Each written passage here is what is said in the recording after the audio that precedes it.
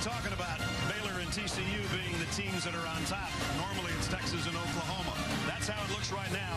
There's a couple of those games still going on. Oklahoma has just defeated Texas, and most of you just watched that one. Welcome to Waco, everybody. Brad Nessler with Todd Blackledge. Sort of a seismic shift in the college football landscape led you a week ago, and with that, all of a sudden, this is the biggest game not only in Texas but in the country. Well, you know, TCU was part of the chaos last week, upsetting Oklahoma, and what we're left with is a huge game with two top 10 teams, and the winner of today's game not only stays alive in the Big 12, but also stays very much in the conversation for the college football playoff. I think if people look at this game, they talk about Baylor's high-powered offense, and TCU's always got a great defense. Right. I think it's a little more than that, isn't it? Well, that's what's known. The part that most people don't know is how complete both of these teams are. When you look at what they're doing on the other side of the ball, very complete football teams. TCU playing great offense with Trevon Boykin, and Baylor outstanding on the defensive side. So what you have are two teams that are better on both sides of the ball than most people give them credit for. And I think because these two teams are so similar, the deciding factor today will be who has the most explosive plays, runs of 10 yards or more, passes of 20 yards or more, and turnovers. It was a high-scoring game a year ago. There was a little bit of bad blood when it was over. They're set to renew it for the 110th time when we come back in a minute.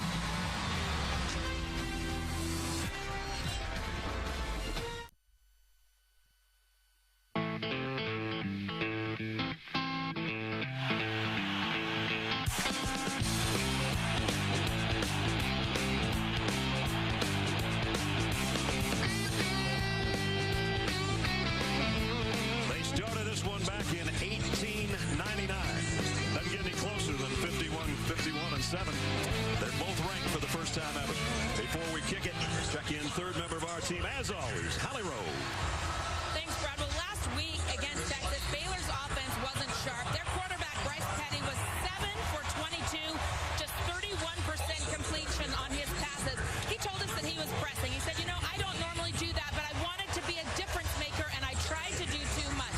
He said, I also have a fear in the back of my mind about getting hurt again. Those two broken vertebrae that he broke the first week of the season.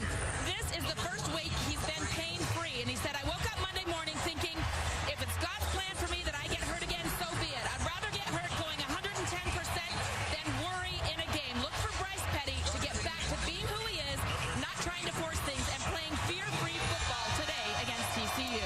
Bryce, the defending Big 12 Player of the Year for the defending Big 12 champions, led by Art Briles. Done a great job in his 7th year here in Waco. On the other side, Gary Patterson, 14 years on the job for TCU. They had kind of a quirky schedule with 2 open dates in September, so they're off to a 4-0 start. Right. 5th time in the last 7 seasons, but they're only 1-0 in conference play. Now, they are coming off an upset of Oklahoma, but I don't think either of these teams knows quite what they have yet. We're going to find out today. It's a tremendous matchup. I mean, really, we talked about the strength on strength. Art Briles considered one of the real offensive gurus, not just in this part of the country, but nationwide. And Gary Patterson, in his tenure at TCU, has been a great defensive mind. So a real chess match between these two, and it's going to happen in hyper speed because both teams play hurry-up, up-tempo offense. There won't be a lot of time to catch your breath. Won't be a lot of replays either for you. Nope. Telestrator will have a week off, I think. Well, we got here on Thursday, and we were in flip-flops. It's dropped 30 degrees since yesterday. 61 degrees right now at game time, and it was about 93 yesterday. So it's perfect football weather in a perfect place. McLean Stadium is gorgeous. If you've never been here and you get a chance, as you saw, you can come by the river or come by land. And this is a fired-up team that's number 5 in the country. And a Horned Frog team that came off an upset of Oklahoma and jumped all the way to number 9. TCU won the toss and deferred. Baylor will get the football first. Jaden Oberkraub to kick. Clay Fuller, Lynx Hawthorne are back deep. Big 12, big game underway. from the 2-yard line. It's Hawthorne.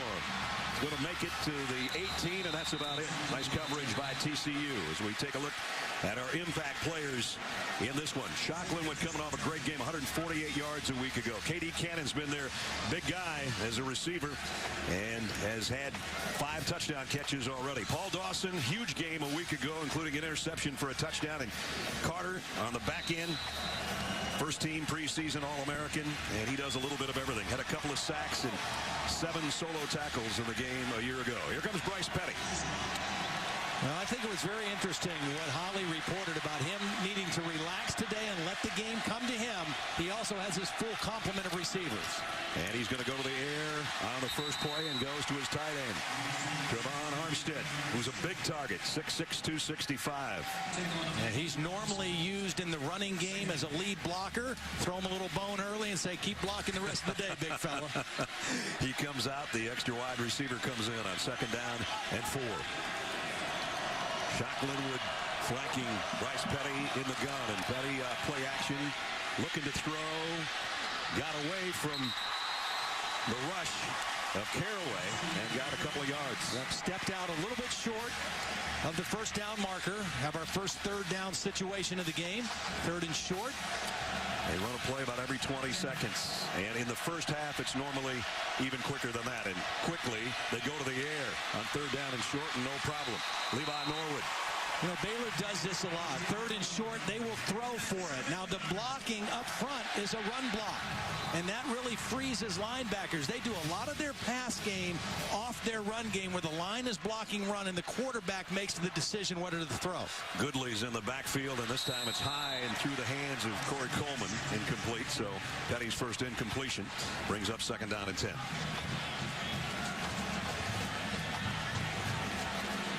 And again, set in the shotgun, empty backfield. Petty, plenty of time. He's going to go long and too long. Incomplete. Intended for Cannon. That'll bring up 3rd down and long. Good coverage down the field. That was a pure drop back pass. Again, you don't see that as much from Baylor as you see the play action. But now 3rd and 10. TCU going to play pass all the way here. Baylor 49% on their 3rd down conversions, which is 3rd in the conference. Flags fly, and Broxton, I think, with a false start. Offense number 61. 5-yard penalty, 3rd down. Randy Crystal, our referee, with the first penalty of the day, and now they got 3rd down in a bunch here. 3rd and 15. Coming into the game, Baylor averaging a lot of penalties, offensive penalties per game. Last year in this game against TCU, they had 15 penalties as a team. They had 10 against Texas for 95 yards last week and still won the game 28-7. Empty set again for Petty. Gets some pressure, and he's going to take off with it. I think he's going to get 15. He got about 13, though. Yeah, but how critical was that 5-yard penalty? Because he picks up the first down easily if it's 3rd and 10. But at 3rd and 15, he's going to come up a little short. But Art Briles loves to go for it on 4th down. And here they're lined up to go. They're 14 of 17 on the year. And they got another one. Into TCU territories, Corey Coleman. Well, that was really good patience by Coleman, who's not a tailback by trade, but he was patient, waiting for that hole to open up. And look at how fast they line up at the 48. Petty wants to go deep again. This time he's got a man out there and broke it up. Nice play by Sam Carter, one of our impact players. Got a hand in at the last second. There was actually 2 guys in coverage. Carter had inside coverage, and he read the ball in the eyes of the receiver and got his hand right up in between to knock the ball away. Both of these offenses will take a large number of shots down the field. That's how they're built. Linwood, they fake it to him. They go down the middle, and it's complete. First down, Jay Lee. 21-yard pickup. Safety got out of position that time. Hackett, number 1, was out of position in his help coverage.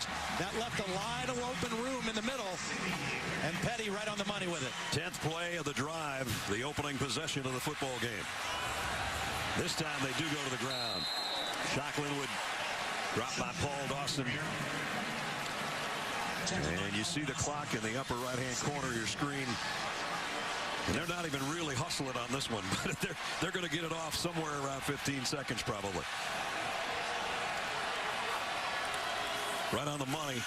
And it's Linwood again. And back to the line of scrimmage, and that's about it. Tevin Lawson, first guy there, along with Marcus Mallett, the linebacker. You know, it's interesting. Gary Patterson hired 2 new offensive coordinators, and they changed TCU's offense to up-tempo, and I think that's helped him as a defensive coordinator and coach in this league, calling fast-paced defense against these kind of offenses. Plus, you get to see it in practice every day. Petty. And he's in trouble, and down he goes. TCU's first sack of the ball game. And it was a community effort. Lawson was there, so was Dawson. Good coverage down the field. It wasn't a blitz, but Petty had nowhere to go quickly with the ball, and now we have 4th and long. So the law firm of Lawson and Dawson with a sack.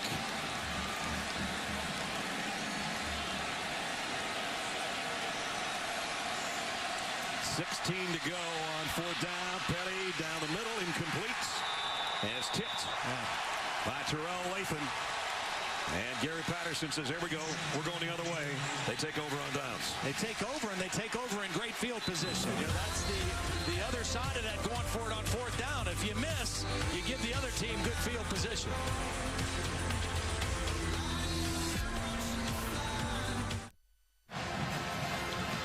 Welcome back to the Dr. Pepper Championship Drive game of the week. TCU and BYU. TCU getting ready to take the field as we take a look at our impact players for the Horned Frogs offensively. Colby Listenby had a career game a week ago. 5 catches for 103 yards. B.J. Catalon's their main man in the backfield. Mo Blackshear had one of those games for a defensive tackle you'd love to have. 4 tackles, a blocked field goal, and a fumble recovery last week. And Orion Stewart had 2 interceptions in the victory over Texas. Here's Trevon Boykin and company for TCU and their first offensive possession. And as Todd said, good field position at the 33-yard line. Boykin fires a slant complete. Pickup of about 9 to Deontay Gray. And you'll see her. Yeah. When I put the film on and watched TCU's offense, I was amazed at the quarterback awareness of Trevon Boykin. Last year when these 2 teams played, he played wide receiver. Yeah. I mean, the development in a short amount of time as a quarterback has been astounding. He's going to loft one long near sideline over the head of everybody, intended for Doxson. That's one thing TCU does. If you give them press coverage, they're going to take a lot of shots on those fade routes. And if you don't hit them, then there's no reason to get out of press coverage. And it'll be up to Boykin or the receivers to draw pass interference on a couple of those. First for the Horned Frogs. 3rd down and 2. Boykin wants to throw for it. And over the head of an incomplete pass, but a flag lies in, was covering on Listenby. I think the reason we're going to get a penalty is because the ball was not thrown in the right spot. Because the ball was thrown behind the intended receiver. Defense number 9. It will be a 10-yard penalty, automatic first down. See, this is a corner route, and if the ball is thrown to the outside to Listenby, there's not going to be a penalty. Back inside, that's an obvious call. Had the hand on the jersey, had the tug, and that's what happens. You take shots downfield. You either have to get completions or you draw the penalties if you're going to do that. Every game this year, they've scored a touchdown on their opening march. They're in BYU territory already. Crazy formation here. Wow. On both offense and defense, which spreads things out and gives it to B.J. Catalon. Got 5 on the carry. 2 new coordinators for TCU. Doug Meacham, who has a lot of history at Oklahoma State. You see the linemen spread out, huge splits, and a nice opening run for Catalon. There's Meacham. Sonny Cumbie, the other co-offensive coordinator, came from Texas Tech. 2nd and 6. Here's some option. Boykin's going to keep it. Ooh. He got tagged, but he's going to be close to the first down. Stood up by Terrell Burt in the secondary. See, this is the other dimension that TCU's offense has with Boykin. Not only is he a good runner on a scramble or when things break down, but they run a lot of designed option, especially if you give them the look that they want. And once again, we have a 3rd and short situation for TCU's offense. One of those rare guys that leads his team in passing yardage and rushing. 3rd down and 1 here. This time they'll come option to the near side, and they got the first and a bunch more. Inside the 30, B.J. Catalon, pickup of 11. They went went to 2 tight ends that time and ran the option, the speed option to the wide side of the field, and a good read by Boykin, waiting to the last minute to pitch it and get another conversion. They hadn't really shown that much until Oklahoma a week ago. But it is something you have to prepare for, and it takes a lot of defensive preparation time to get ready for during the week. Empty backfield here. Boykin to throw. Going to come again to the near sideline and again over the head of everybody, intended for Doxson. And Xavier Howard in coverage. Same play as we saw earlier in this drive. They will do that a lot. I mean, they really take a lot of shots against press coverage on the fade routes. You take a look at what this offense has done so far this season, the biggest turnaround in college football. Up 171 yards a game. That's big. And as much as anything, it's been the maturity of Trevon Boykin going through spring ball and all fall camp as a quarterback. Baylor coming with a blitz here, and it's going to pay off. Down goes Boykin. Back at the 35-yard line. K.J. Smith was the first guy there, and then Blackshear, one of our impact players, cleaned up. Yeah, they brought more than TCU could block. The first guy unblocked didn't get the tackle, but he forced Boykin up in the pocket, and that's where they finished him off. Bo Blackshear, one of the Waco natives, played at Midway High School here in town. 8th play of the drive, but now it's 3rd down and 16.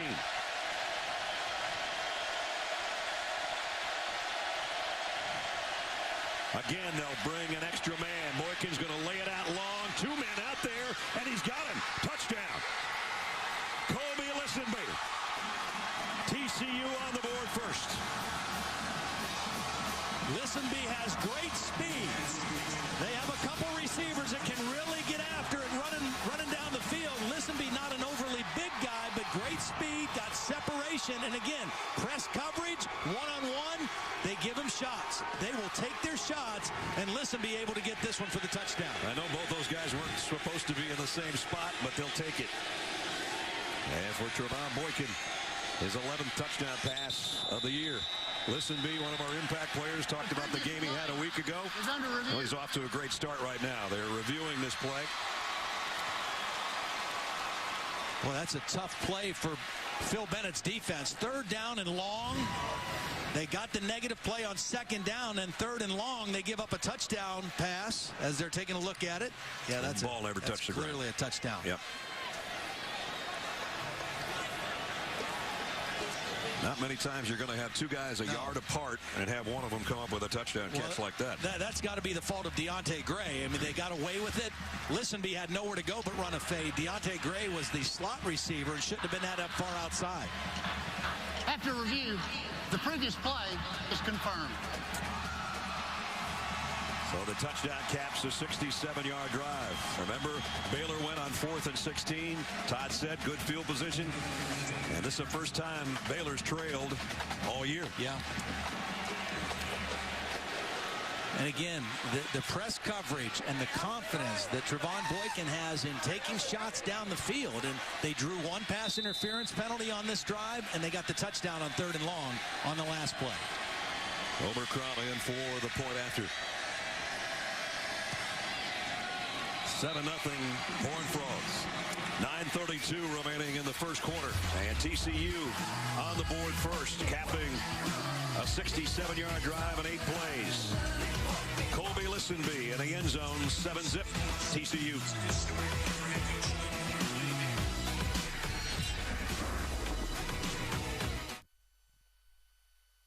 ESPN College Football on ABC. Brought to you by Dr. Pepper, always one of a kind. And Nissan. Choose Nissan today for great offers on our most exciting lineup ever. Shop ChooseNissan.com. Robert Griffin, the 3rd Heisman Trophy winner, really kind of set this program on its ear a little bit in that game against Oklahoma in 2011. The pass heard around the college football world, and since then they just keep getting better. Yeah. I'll tell you, the thing that changed for Baylor more than anything was recruiting. Yeah. You know, their recruiting now has taken a huge leap, and then you add on these beautiful facilities, and Baylor's not going anywhere anytime soon. This stadium is awesome. Not to mention our broadcast booth, which we could have a party in with all our friends. Kick. to Hawthorne, about 4 yards deep, and he'll take a knee. They'll bring it out to the 25 as we take a look at our good hands play brought to you by Allstate, Mr. Blackledge. On second down, Baylor got him with a blitz. Watch Hager come on third down, and I want you to watch B.J. Catalon step over and stone the blitz and allow Boykin to have time to throw this ball down the field. That's how you pick up a blitz if you're a running back. Give your quarterback a little time, and on the other end, the nice concentration and the good hands by Listenby. So here comes Baylor. They stalled on fourth down on their last drive, had things going their way until a penalty backed them up and a sack. So they'll start at the 25. First half has been all Baylor this year. They're trailing for the first time, and Petty's going deep and got his man. Katie Cannon, no, he dropped it. Flag down, though.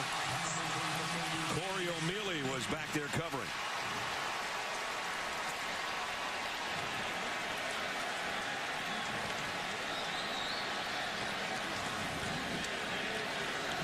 You're going to see both these quarterbacks take deep shots down the field all day. I mean, that's the way these offenses are built. If you give press coverage. Pass interference, defense. Number 2. 15-yard penalty from the previous spot. Automatic first down. You know, he went to make contact before the ball got there. Just a split second, just though. A split it was a pretty second. good play, actually. Right there. See, he's not playing the ball necessarily. He's playing the receiver, and just a hair too soon, he got that contact. So first down at the 40. Linwood and Armstead both in the backfield. One the tight end for the blocking of Linwood is going for about a yard. That's it. This TCU run defense is giving up an average of 2.5 yards per carry. They're very stout inside. Pearson and Hunter, the two defensive tackles, have been playing a lot of ball together. 3-year starters. You got Paul Dawson, senior linebacker, Marcus Mallett, senior linebacker. All 4 of those guys playing at a high level this year make it very difficult to run the football on. 6 times in the last 14 years, TCU's had the #1 defense in the country. That's pretty impressive. Petty off play action. Got a man wide open this time. First down, toss. And that's out to Cannon. Pickup of 11.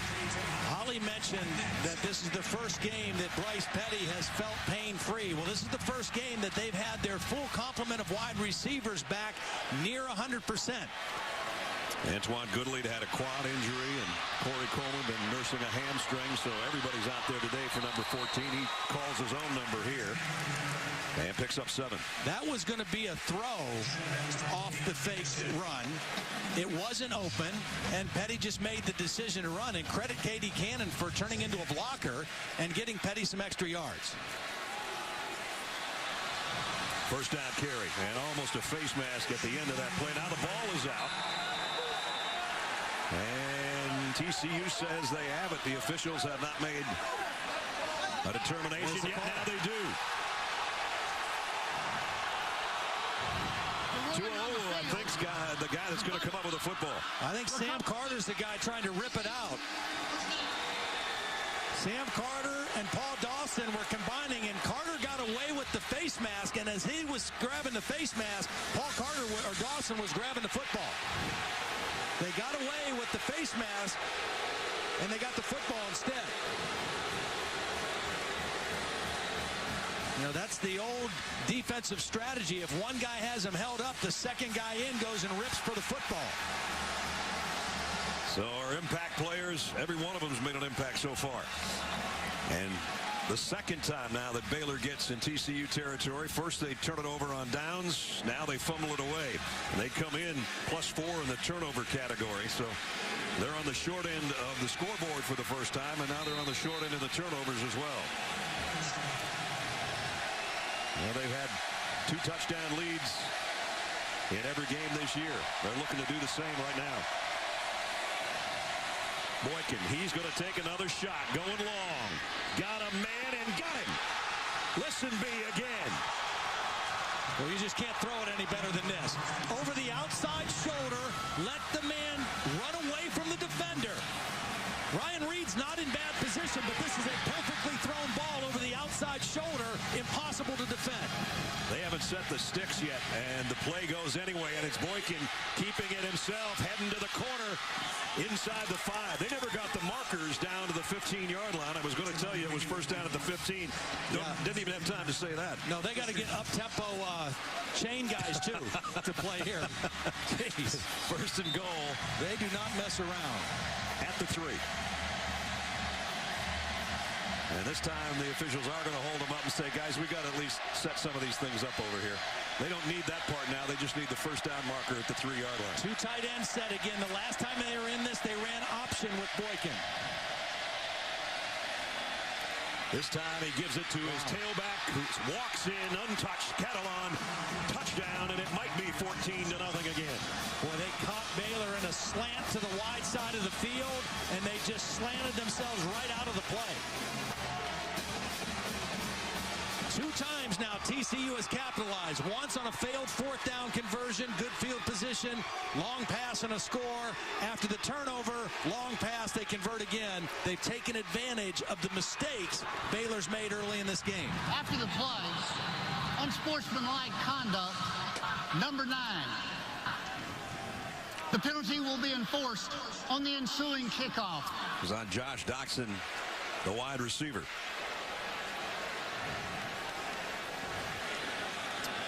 But that'll be after our timeout and the extra point that's upcoming. Nothing like a 40-second drive. Oberkrom, extra point, up and good. So Baylor had things going their way, turned it over on down. Second time they got in TCU territory, the ball came out. And the Horned Frogs took over, and it only took them 3 plays to get this touchdown and a 14-0 lead on the road.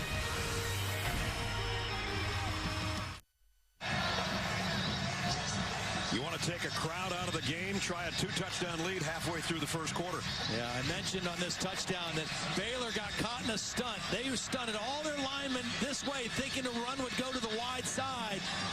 And TCU ran it back to the weak side, the short side of the field with Catalan, and there was only one guy there. Not enough people there to stop that run. Well-designed play, right call at the right time. BJ's 5th rushing touchdown of the year. And so for the 5th straight game, the Horned Frogs lead 14-0. Not sure they were expecting to be this efficient this early against the number 5 team in the country. We understand Auburn is trailing 14-0 as well, by the way. And that went onto the back of the end zone with 7:40 to go. Robert Floor's got our first studio update. Robert. Hey, Brad, Dr. Pepper conference update for the Big 12. Josh Lambert from 55 yards away as West Virginia beats Texas Tech. They scored 17 unanswered to win, 37-34 in Lubbock. And Brad, by the way, the Dr. Pepper Museum is in Waco, Texas. So there you go. There you go. So is the Texas Ranger. Yeah. Great museum. Really cool place. Well, the good news for Baylor, being down 14-0 is not that big of a deal the way they play offense. Right. And this is an offense that can explode at any time. This is going to be only about a 2-yard gain for Devin Chaffin. I don't think they're going to have a great amount of success early running on TCU. I think they're going to have to throw the football to open up their run, and I think Bryce Petty running it might be the best option for them. This time, play action, the slant's a little bit behind Jay Lee, the intended receiver. And Anthony Tejada was back there in coverage. That time, Bryce Petty felt a little heat. Paul Dawson was coming on an inside rush, and he kind of short-armed that throw and wasn't accurate, bringing up 3rd down. Remember, as Holly said, he tried to do too much. He thought last week it only went 7 for 22 against Texas, though he did have a couple of touchdown passes. He's off to a 4 for 9 start here today. 3rd down and 7. Petty steps up in the pocket, flushed to his left and lobs one incomplete. And Baylor's going to have to punt. When we talked to Bryce Petty yesterday and asked him about this TCU defense, the first thing he said was they are so sound. They're very sound. They don't get out of position. They don't make many mistakes. And then they have athletes on top of that that make plays. And that was what we saw right there on 3rd down. Just sound, fundamental defense, good coverage, good contain on the pass rush, and they forced the punt. Cameron Eccles-Looper is back waiting on the kick from Spencer Roth. First punt of the football game. Not a great one, end over end. And it's, I think, going to hit a Baylor player as it goes out of bounds around the 31-yard line. Coming up tonight on ESPN, SEC doubleheader for you at 6. 7th-ranked Crimson Tide of Alabama against Brett Bielema's Arkansas Hogs. Then at 9, Bo Wallace and the Rebels, number 3 in the country. College Station, they'll take on 14th-ranked Texas A&M. There's the battle of quarterbacks tonight. Bo Wallace coming off a dream of a lifetime last week. Yeah. Kenny Hill has been as good as anybody in the country. Even though they've lost a game, he's already got 21 touchdown passes.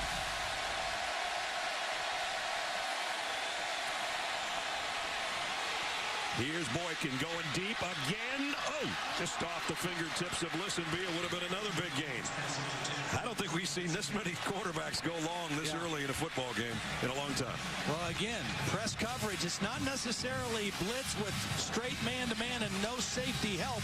But one thing Baylor does, they play their safeties close to the line of scrimmage, usually inside of 10 yards. And that invites you to take those deep shots down the field. Phil Bennett's defense for Baylor has been really stingy, but they've already given up 2 touchdowns here in the first quarter with just under 7 minutes remaining. And now they come out with a strange alignment. Now they bring their left tackle back in. 3 receivers to Boykin's left, but he's coming back, rolling that way. A lot of pressure, and he's run out of bounds on the far side. K.J. Smith and Andrew Billings over there chasing him out of bounds. Nice play by K.J. Smith, who's getting the start tonight because they lost Jamal Palmer last week in their win against Texas, one of their starting defensive ends toward ACL, and so K.J. Smith in there starting at defensive end. So Baylor would like to come up with a stop here. You saw Phil Bennett.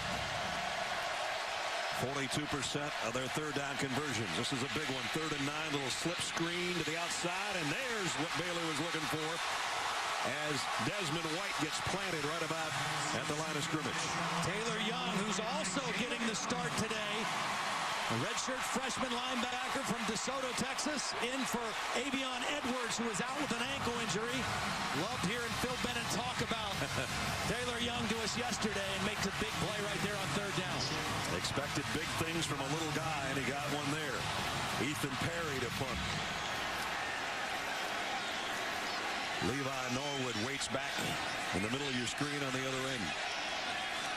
Last week, it was the special teams that really turned things around for Baylor in their win over Texas. Nice kick. And great coverage. Nice punt and even better coverage. Yep. Lost about 4 trying to return it. Let's take a look at the AP Top 10 rankings brought to you by Allstate. Of course, they were dismantled a week ago. Florida State still up there at number 1. Auburn is trailing by a couple of touchdowns the last we heard. Mississippi State moved all the way to 3, along with Ole Miss. Baylor here, number 5, trailing by 2 scores.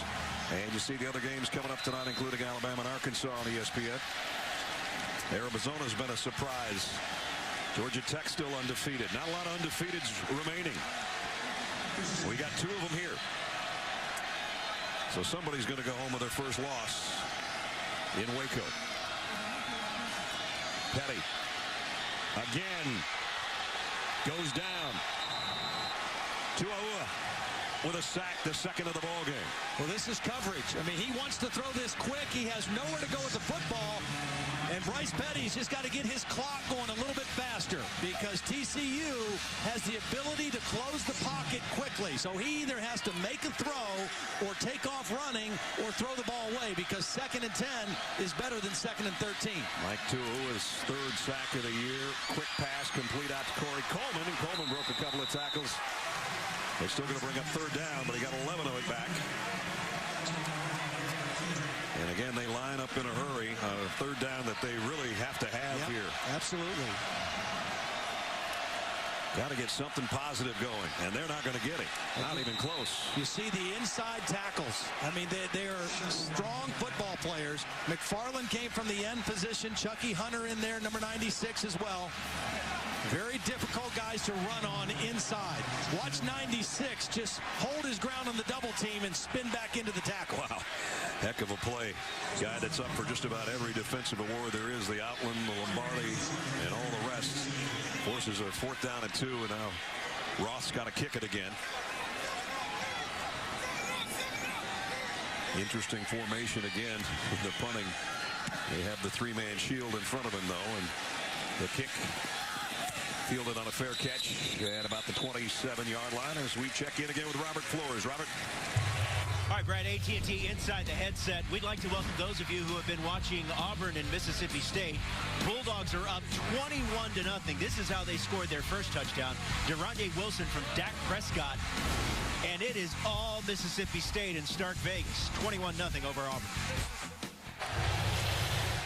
They even got the shoes that say Stark Vegas now, huh? Yeah. Gotta love that. Capitalizing on the name. I guess. TCU up 14-0 with a ball back at their own 27-yard line. Again, look at how shallow the safeties are for Baylor. Inside of 10 yards here. That invites those opportunities to throw down the field. Boykin will keep it on the option. Cuts back to the right side. A stiff arm. And then tried to hurdle the last man. He still got about 5, though, before Ryan Reed could put him down.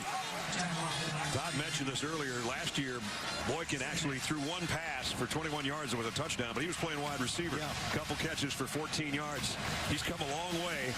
Finally, he had spring and summer to be a quarterback full-time, and it's paying off. Well, there's been a couple things that have really helped him. I'll talk about it after this play. Option pitch. Boykin got leveled. Catalan has nowhere to hide either. That was good defense. Colin Brents, number 38, was the guy who got to the quarterback first. He forced the pitch, and the pitch was a little bit behind Catalan, which caused the play to slow down. Good quick reaction by Colin Brents. Baylor sideline trying to fire up their defense on 3rd down and 8. And see, the corners are playing off now. They're not as much into press coverage. Look at the distance they're giving over here because they've been burnt a couple times already by the fade routes. Especially Listenby, who already has a touchdown catch. Boykin going to go deep, left sideline. Same guy, different result, incomplete. And once again, Colin Brents was the guy who hit the quarterback. Came on an outside rush, unblocked. Got a good hit on Boykin, and that ball sailed out of bounds. Both teams with 2 straight 3-and-outs. As Perry will kick again, Levi Norwood on the return and back inside his 30. Last week against Texas, it was a blocked field goal return for a touchdown and a fake punt that kind of turned the game. The special teams of Baylor. Nice high spiral and a fair catch back at the 23-yard line. 48-yard kick, no return. And Monday Night Football returns, though. NFC West showdown for you on Monday. Colin Kaepernick of the 49ers square off against the Rams. Monday at 8:15 on ESPN, and watch ESPN. No other night is like Monday nights. Kaepernick, what he's done this year. Austin Davis, of course, has to come in as really the 3rd quarterback for the Rams this year. 6 touchdowns, 3 interceptions. Baylor has to figure out how to get their running game going a little bit. They come into the game averaging 247 yards a game, 5 yards a carry, and they have not been able to run very much at all. 35 yards so far against TCU. Petty's going to go deep. Man's got to wait on it and couldn't make the catch. Cannon was out there, had a step on Hackett and Kindred. You know what? And Petty didn't get out there far enough. But watch what Kindred does. Instead of running into the receiver on this underthrow, he kind of sidesteps out of the way. That's a ball that should have been caught by Cannon. I think Cannon thought that Kindred was going to run into him. I thought he was going to get the pass interference, and he lost concentration on the football. Coleman in the backfield. This is his 2nd carry. And Coleman, nice run out for a first down at the 34-yard line. The reason we're seeing Coleman is because Johnny Jefferson, their other back, is in street clothes. So they have to have somebody to sub for Shock Linwood, and now they're using Corey Coleman, a wide receiver, at the running back side. Johnny Jefferson tweaked his hamstring this week. That's why he's not out there. Petty going deep on first down, and he's got it. And it's a touchdown. Antoine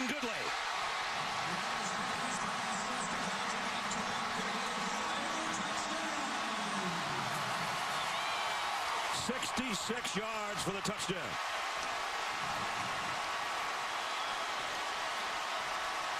Well, Bryce Petty found the matchup he wanted. His fastest receiver, Goodley, on a safety, Sam Carter. And this time the deep throw finds a connection.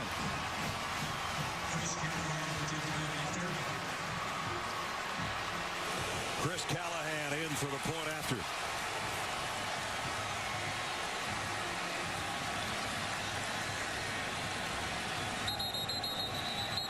And whistle before the kick. Might have been a false start, which will make it a little more difficult for Callahan. False start. Offense, number 41. 5-yard penalty. Try. You know, Goodley is not your typical looking receiver. He's 5'11", 220 pounds. Very physical, but with great straight ahead speed. Now, he has only played, this is his 4th game this year. He missed a couple games with a hamstring injury. They think he's close to 100%. Looked pretty good on that one. Well, preseason All-American after catching 13 touchdown passes a year ago on 71 catches. And as Todd said, maybe 95% healthy right now. Looked pretty healthy on this one. 66-yard strike from Bryce Petty. And the lead is down to a touchdown.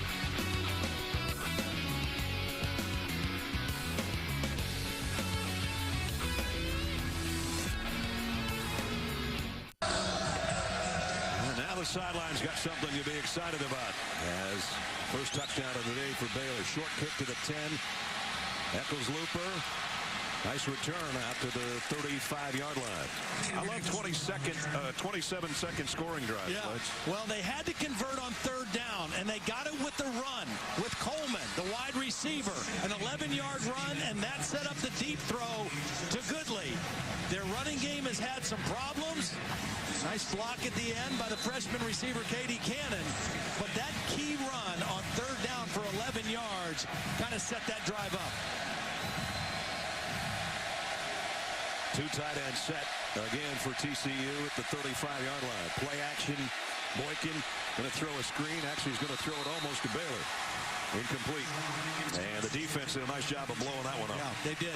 I think TCU needs to try to get B.J. Catalon going in their run game a little bit too. You know, you throw every time on 1st down. If you don't connect, 2nd and 10 is difficult against an aggressive defense like Baylor's. Problem is, Todd, he just limped off. Yeah. Aaron Green takes his spot in the TCU backfield. 2nd down and 10. Here comes a full blitz. Boykin running for his life and throws it out of bounds over the Baylor bench. Taylor Young in pursuit. 2nd down and 10. A good blitz down. Come after the quarterback. They might come again. 3rd and 10. This is one where I think they might show blitz and drop out, try to fool Boykin with coverage on this 3rd down and 10.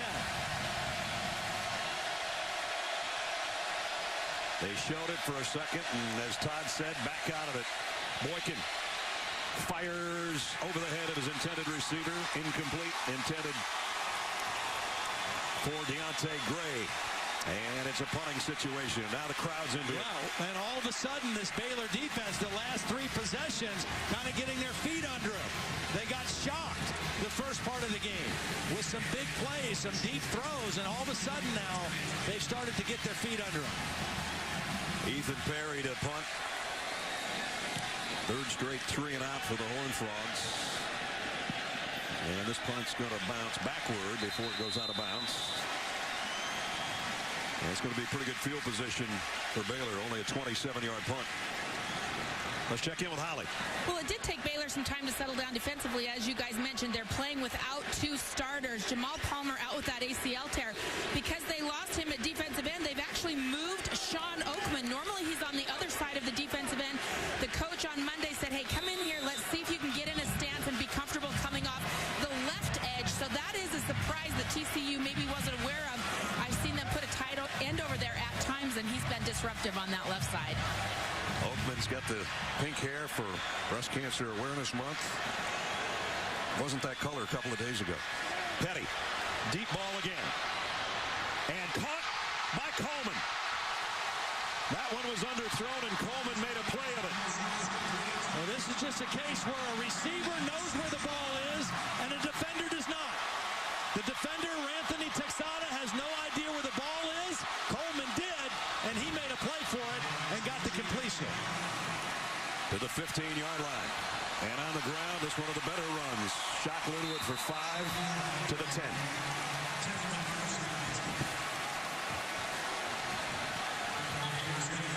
This is one of those where you don't even want to go to the refrigerator because you're going to miss something. Minute to go, first quarter. We expected a high-scoring affair. Baylor trying to tie it up. They've got it. First and goal. And they're only about 4 yards away from tying it up. Well, the game last year in Fort Worth was a 41-38 ball game that went back and forth. Baylor built a big lead thanks to some turnovers by TCU. TCU fought back and had a chance with 11 seconds to tie it up, but threw another interception. They spotted at the 5. To the run game and no gain for Linwood. Dawson and Mallett, the two linebackers, combine on the stop. This is where I would look for Goodley, again, because of his strength. He's an outside receiver, but at 220 pounds, if you get him on an inside route, he's got great strength working for the football. He's out to the right side. Petty's going that way. Corner. Too far out in front of K.D. Cannon. Tried to throw the fade and threw it out of bounds. Sam Carter was covering. And it's third and goal. And this is two-down territory for our Bryles, if you ask me, so we'll see. When your field goal kicker's 1 for 6 and you like to go for fourth downs anyway, Empty backfield for Bryce Petty. Wouldn't be surprised if a quarterback draw here either. Petty, a very good runner. Wanted to throw the fade again, asked to scramble. And throws it out of the back of the end zone. Fourth down. Chucky Hutter was given chase on Bryce Petty and got him to the turf after he let go of that pass. We're going to go for a field goal here. You said Chris Callahan's 1 for 6, and his longest this year is 23 yards. This one's basically going to be not much longer than an extra point. It'll be a 22-yard attempt. Well, I think Art Bryles is just realizing we need points here. We got something going. We got a chance to get on the scoreboard again. We're right here in the football game at home. Let's try to make this a 4-point game. Extra point is up and good. That was a kind of cool angle. I like that camera angle. The kicker likes that too. He made a field goal. 14-10.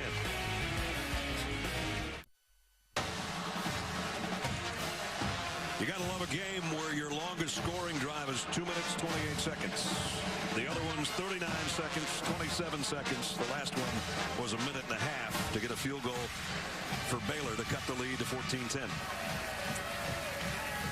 Final play of the first quarter about upcoming here. There's the quarterback comparison so far. 4 out of 11. It doesn't seem like that would be very good, but he's been efficient enough to throw a long touchdown pass. And Bryce Petty, I think, is just getting warmed up. Well, and I think the way both of these defenses play, it's kind of hard to get great numbers as a quarterback, but you're going to have opportunities for big plays, big chunk plays, and I think both guys have shown that so far in the first half. The coaches told us we'd have that, and they were right.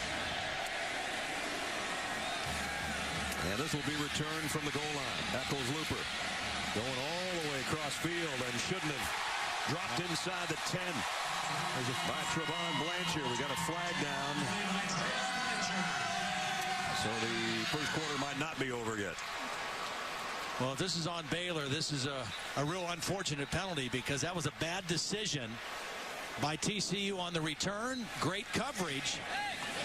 And they may have to do it all over again. Offside, number 18 of the kicking team. It'll be a 5-yard penalty from the previous spot. Re-kick. The quarter will be extended by 1 play.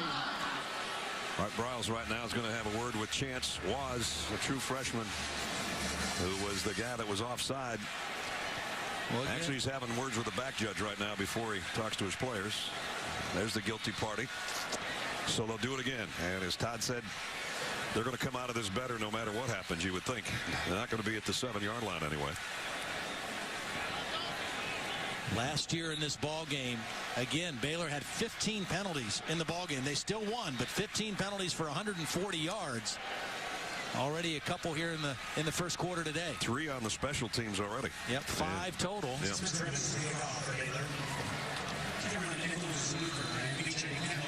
So Spencer Evans to kick. And Eccles-Looper, I don't think will do what he did on the last one if he gets his hands on it. I think he'll run straight ahead. They flip-flop back there, Eccles-Looper and Catalan. Baylor sideline guys that aren't playing are having a blast.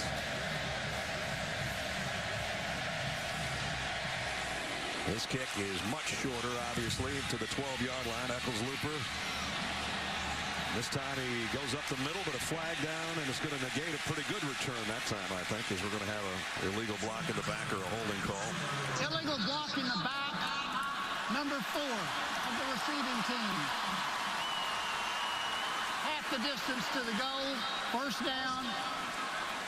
Will extend 1 play. We're never going to get this first quarter over. We got 1 more play to go.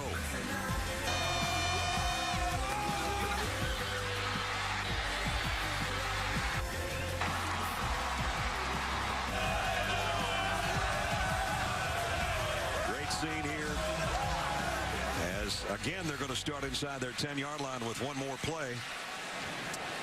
So we've had the first quarter coming to a close for about 7 minutes now. Yeah.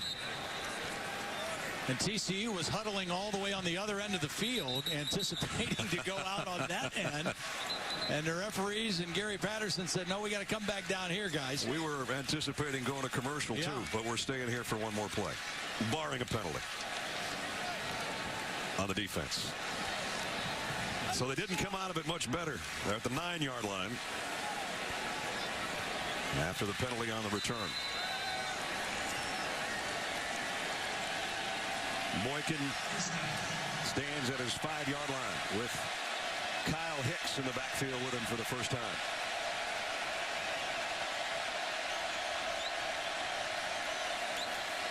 Fly sweep. Thought they were maybe going to throw there, Deontay Gray, and he is run out of bounds at the end of the first quarter. Finally, end of 1. Fun one, too. TCU on the road, leading 14-10. This presentation of college football continues after this message and a word from our ABC stations. Let's take a look at our Pacific Life game summary through 15 minutes. A lot of offense already. 224 yards for Baylor in total yardage. Neither team able to run very effectively. A couple key runs at key times. And Bryce Petty talked about wanting to kind of relax and let the game come to him. He's starting to do that. They got off to a little bit of a sluggish start, but here the last few possessions, they've hit some shots down the field and have got themselves right back in the ball game. He's already got 62 more passing yards than he had all of last week in the win over Texas. So he's off to a great start in the first quarter. And the second quarter set to begin. Brad Nessler, Tom Blackledge, Holly Rowe with you from McLean Stadium in Waco. First 2 possessions, 133 yards and a couple of touchdowns, and then it's been 3 and outs since. Let's see if Boykin can get him going again. Hicks with him in the backfield. They'll start at the 10-yard line.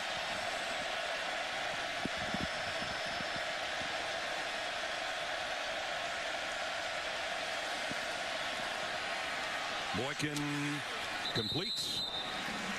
Doxson right at the first down marker. Listenby is the speed guy on the outside. Dotson is more the strong route runner, bigger target guy at 6'4", 190. Good decision that time by Boykin, getting the first down throw. Dotson had a good game against Baylor last year. 5 catches, including a touchdown. That one got him just enough for the first down. And Boykin keeps this, and he's run out of bounds at the line of scrimmage. Holly's right there. We might as well go to her. Boykin under some pressure that time. There's a change on the offensive line for TCU. The left tackle, Tayo Fabulje, is out. They were getting him an inhaler here on the sideline. He's out for the next few plays. So they've moved right tackle Vaitai over to the left tackle. Number 68, Joseph Noteboom, has come in at right tackle, so they're trying to get readjusted on the O-line. And you saw Holly almost made the tackle on that last play on the sideline. Second down 10. And interesting, Baylor has moved Oakman back over to work on that right side against the new tackle. Boykin straight down the middle, and Listenby didn't quite get his head turned around. I don't know if he could have caught it anyway. Xavier Howard was covering. And it's 3rd and 10. I think Boykin was just a little too early with this throw. He wasn't under duress. He didn't allow Listenby to get separation and get his head around. Otherwise, he might still be running because there was no safety help in the middle of the field. 3rd time now TCU's been on a 3rd down and 10 or more. Little different set here. 2 running backs in there, Hicks and Catalan flanking Boykin on 3rd and 10. Right sideline, good throw, good catch. David Porter, 1st down. Needed 10 and got 11.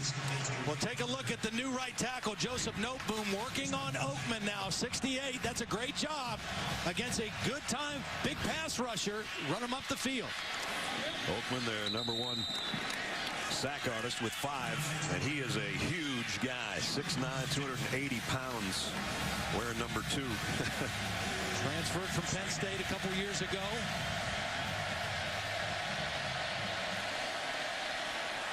Hicks got leveled at not quite the 1st down marker, about a yard shy. Blackshear's a player, man. Bo Blackshear, one of the captains of the defense, in on the stop again, along with Byron Bonds. And it's 3rd and 1.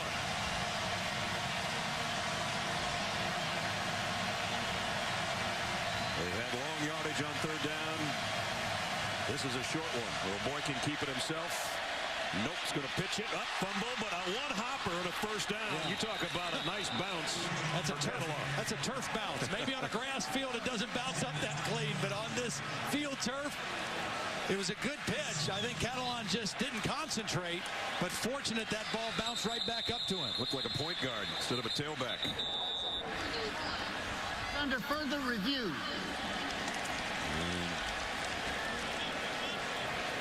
I think they're trying to determine whether or not this was a lateral or a forward pass. They're looking at it anyway. Oh, could be. Yeah, that could be an incomplete pass and bring up 4th down and 1.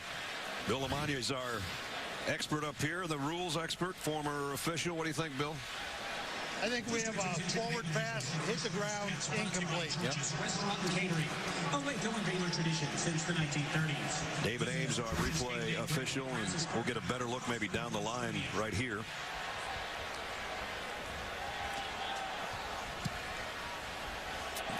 So instead of a pitch and a run, if indeed it's a forward pass, it's incomplete. See, the quarterback's job is to attack the inside shoulder of that defender to maintain the right pitch relationship with the back. Boykin kind of drifted, and that gets askew a little bit when you got somebody in your chin strap, too. That's true.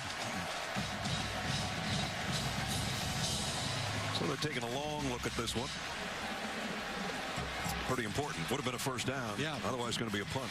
And the point being, if he catches it, even if it is a forward pass, they still get the conversion on a completed pass. So the fact that he dropped the ball is the problem here for TCU. The other thing they have to do, they've already moved the chains, so if indeed they feel that this is a forward pass, they're going to have to figure out where the line of scrimmage, the original line of scrimmage was, and Randy Crystal's going to tell us right now. After review, the previous play is confirmed. 1st and 10. Well, it'll be a 1st down, so they don't have to worry about the chain gang. Yeah. Bill, what do you think? You thought it was a forward pass, didn't you? Yeah, the first look we had at it, I thought he pitched it forward, but possibly with the angle they had, they determined it went lateral and confirmed the call on the field. So, big play there. Kind of put that one in the notepad right now and see if this ends up being a scoring drive. That'll be a heck of a big play. Boykin wide open and caught by Dotson, and he almost turned around and got away from Ryan Reed. Well, I like the quarterback pocket awareness of Boykin. You see him working his feet, moving from one progression to the next. He started reading left and worked all the way across the field to find Dotson for that one. TCU 1st down in BYU territory, Baylor territory, beg your pardon, at the 41. Straight up the gut. Catalon might have gotten 3 before Bryce Hager dragged him back the other way. Hager coming into the game, the team leader in tackles with 29. Dad was a great player in Texas with the Philadelphia Eagles. And Phil Bennett said, we don't take him out of the game unless we absolutely have to. If he needs a break, we'll give him a break. We want him on the field all the time. They only lost 2 games last year. 2 of them were when he was injured.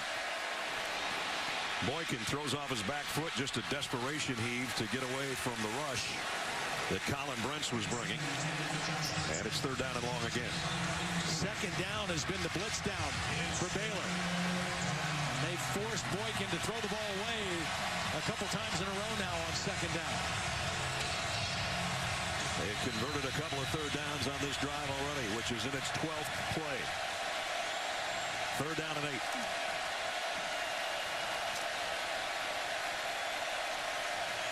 They back out of the blitz look. Boykin in trouble, getting away from it momentarily, and he's still on his feet and throws complete, but it's short of the 1st down. Emmanuel Porter made the catch.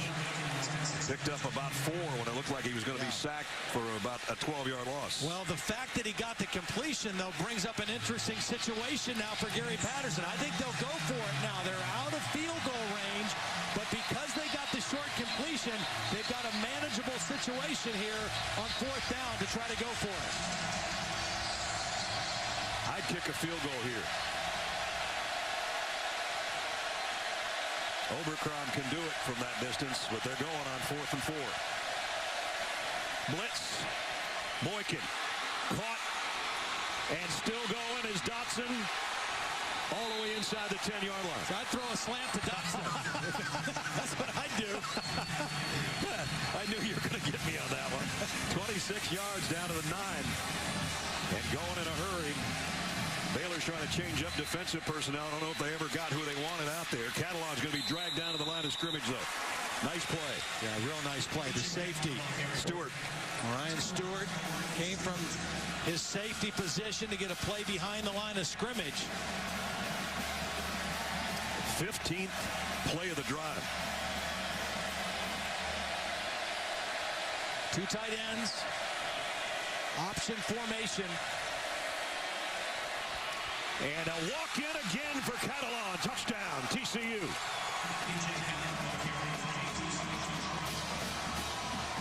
Nobody touched him for the 2nd time. What a great block by Jamel Knapp, the left guard, number 77. Just took his man right up the field. Nice block by the left tackle. And an easy touchdown for Catalan.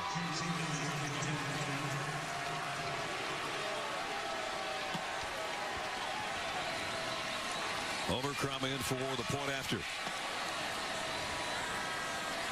But Boulanger was back in that possession. And he is the left tackle, and Jamel Knapp, the left guard, just really opened things up easily for Catalan. Like I said, I'd go for it on 4th down, throw the slant, then give it to this guy.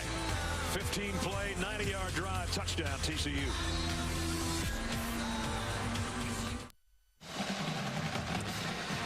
(21-10) TCU. Time for our Aflac trivia question of the day. TCU has lost 19 of their last 20 road games against top 5 teams. Who's the only team they beat? We'll give you a little time. Well, that was an impressive drive right there. Boy. TCU converted 2 third downs and 1 4th down. And for the game now, TCU 4 of 8 on 3rd down. Baylor only 1 of 6. So one of the games within the game, TCU has the advantage going. Overcrom's kick will be returnable from the goal line. Hawthorne. Nice move. Hawthorne to the middle of the field and spins his way out across the 30. Just over 10 minutes remaining in the half. Let's check in the studio with Robert Flores again. All right, Brad, Wells Fargo getting it done, and that's what Marcus Mariota is doing against UCLA. He has thrown for 2 touchdown passes, run in another one, this one to Thomas Tyner, and it's 21-3, Oregon over UCLA late first half.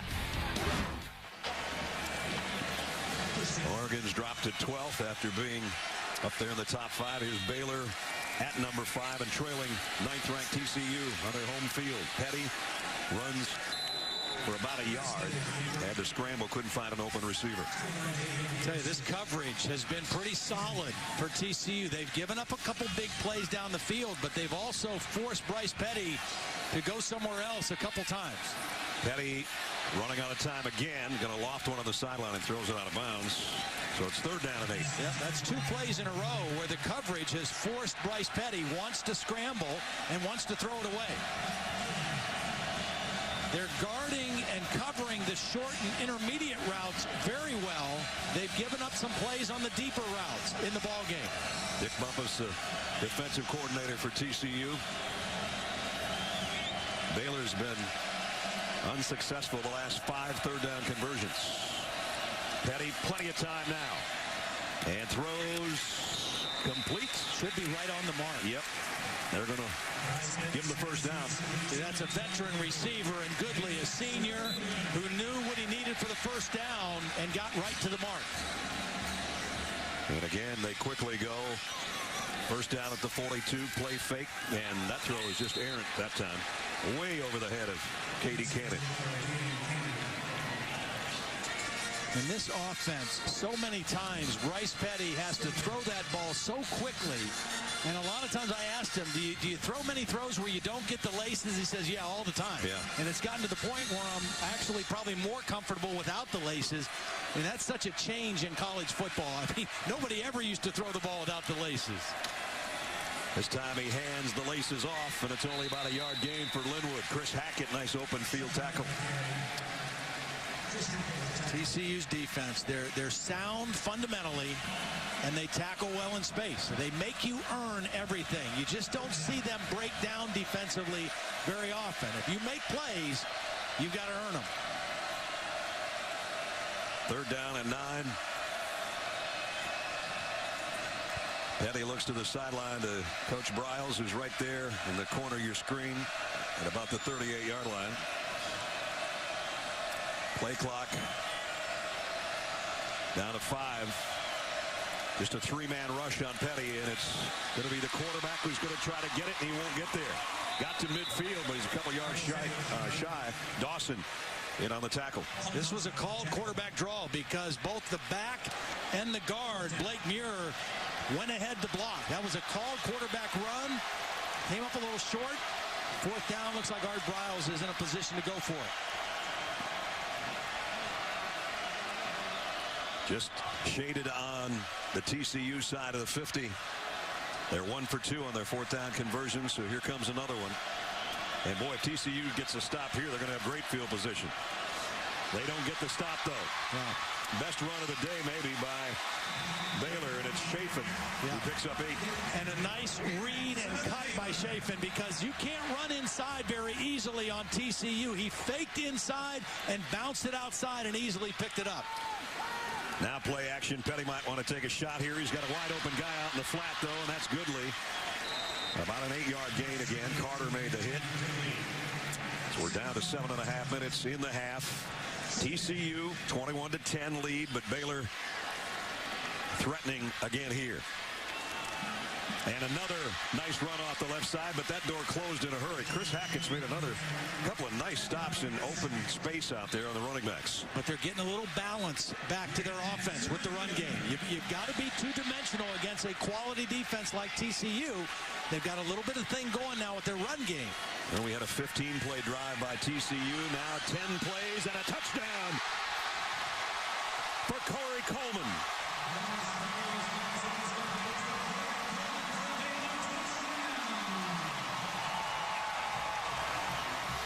.29-yard touchdown. See, they run the ball for some success, and that sets up the play action. They get single coverage on the outside against the redshirt freshman corner, and they go after it. But it was set up by their run game.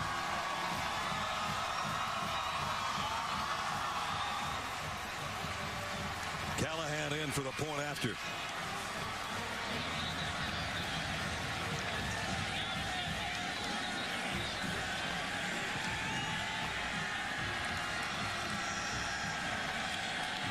Not quite sure what the holdup's about.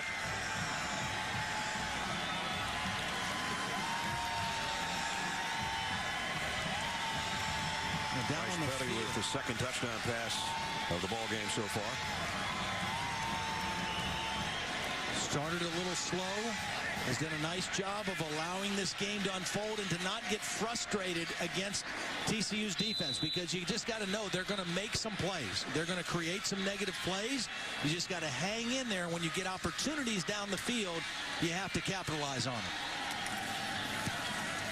Extra point is good.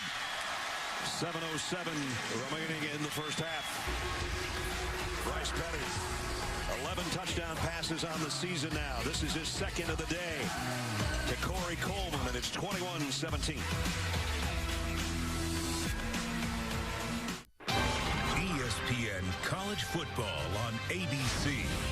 Brought to you by AT&T. Mobilizing your world. And Bank of America.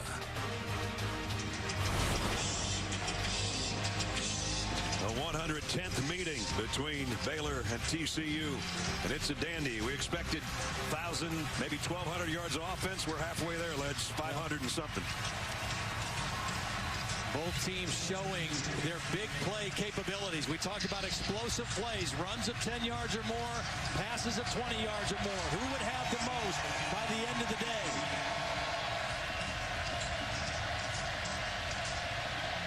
Spencer Evans with a kickoff. Hicks fields it at the 5. And got upended as he got to about the 23-yard line. A little earlier we asked you today's Aflac trivia question. TCU's lost 19 of the last 20 road games against top 5 teams. Who was their only win? Number 5, Boise State, back in 2011. This is the first time these two teams have played each other in all those years, dating back to 1899, where they're both ranked, much less both in the top 10. Only the second top 10 clash ever for Baylor. Last time was 1956 when they were playing Texas A&M. Todd wasn't even around then. Pass complete to Dotson. Picked up about 3. Little subtle change with Phil Bennett's defense. They are starting to give a little bit more cushion to Listenby, and they're putting more press coverage on the other side against Dotson. Dotson more the route runner, Listenby the guy that runs by you. They're changing it up from play to play. Oakman out of the defensive lineup right now. Brian Nance has taken his spot on the defensive front. Boykin quick slant too far behind Deontay Gray.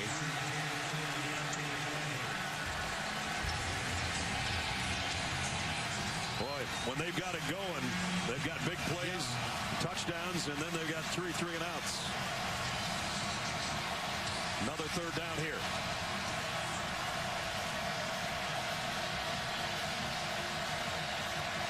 If he sees press, he might take a shot at Listenby over the top.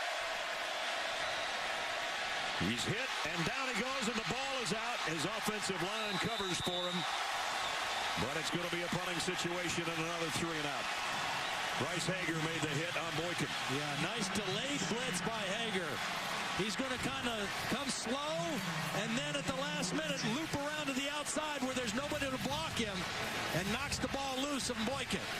TCU very fortunate to get back on that one. Perry's punt short. Bounces and goes backward about 7 yards. And this is going to be great field position right now. Baylor, their defense comes up with a play, and now their offense sets up shop at the 40-yard line. And a perfect spot to go play action deep right away on first down. We'll see if they do it when we come back.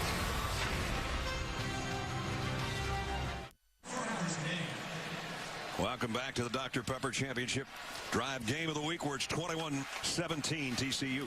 Well, Baylor up to 73 yards rushing, and what that does, watch these linemen on the last touchdown, the tight end. They are going to block run, and that really makes it difficult for a defense to play play-action pass. As long as those linemen don't go beyond 3 yards down the field, they can block a running play, and that makes it very difficult to read whether it's pass or run against this Baylor offense. Remember, after that short punt of 25 yards, Baylor from the 40 might want a shot right here down the middle, and one-handed, nope, in and out. Armstead had it, couldn't hold it. That's a hard catch for a 6'6" former offensive tackle running full speed down the middle. You got to throw that one up around the 4 and the 1 for him. Yeah, he's kind of dangling that arm that he tried to haul it in with as he heads to the sideline. Gus Penning will come in and take his spot at tight end on 2nd down and 10. Here's Chafin. He kind of bulldogged his way for about 5. Chafin's given him a little spark running it. Linwood had a huge game last week against Texas.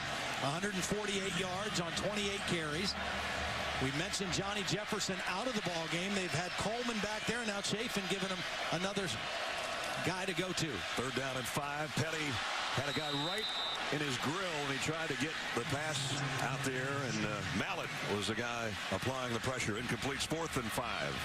Yeah, but that's a throw that Bryce Petty's got to make. 2 throws on this drive with great field position, both inaccurate, that could have been big-time plays. That would have been an easy conversion on 3rd down.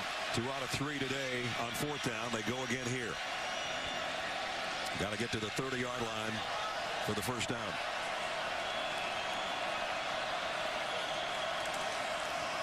They're going to try to run for it, and they're not going to get it. Not even close. You know, and a little surprised at that one.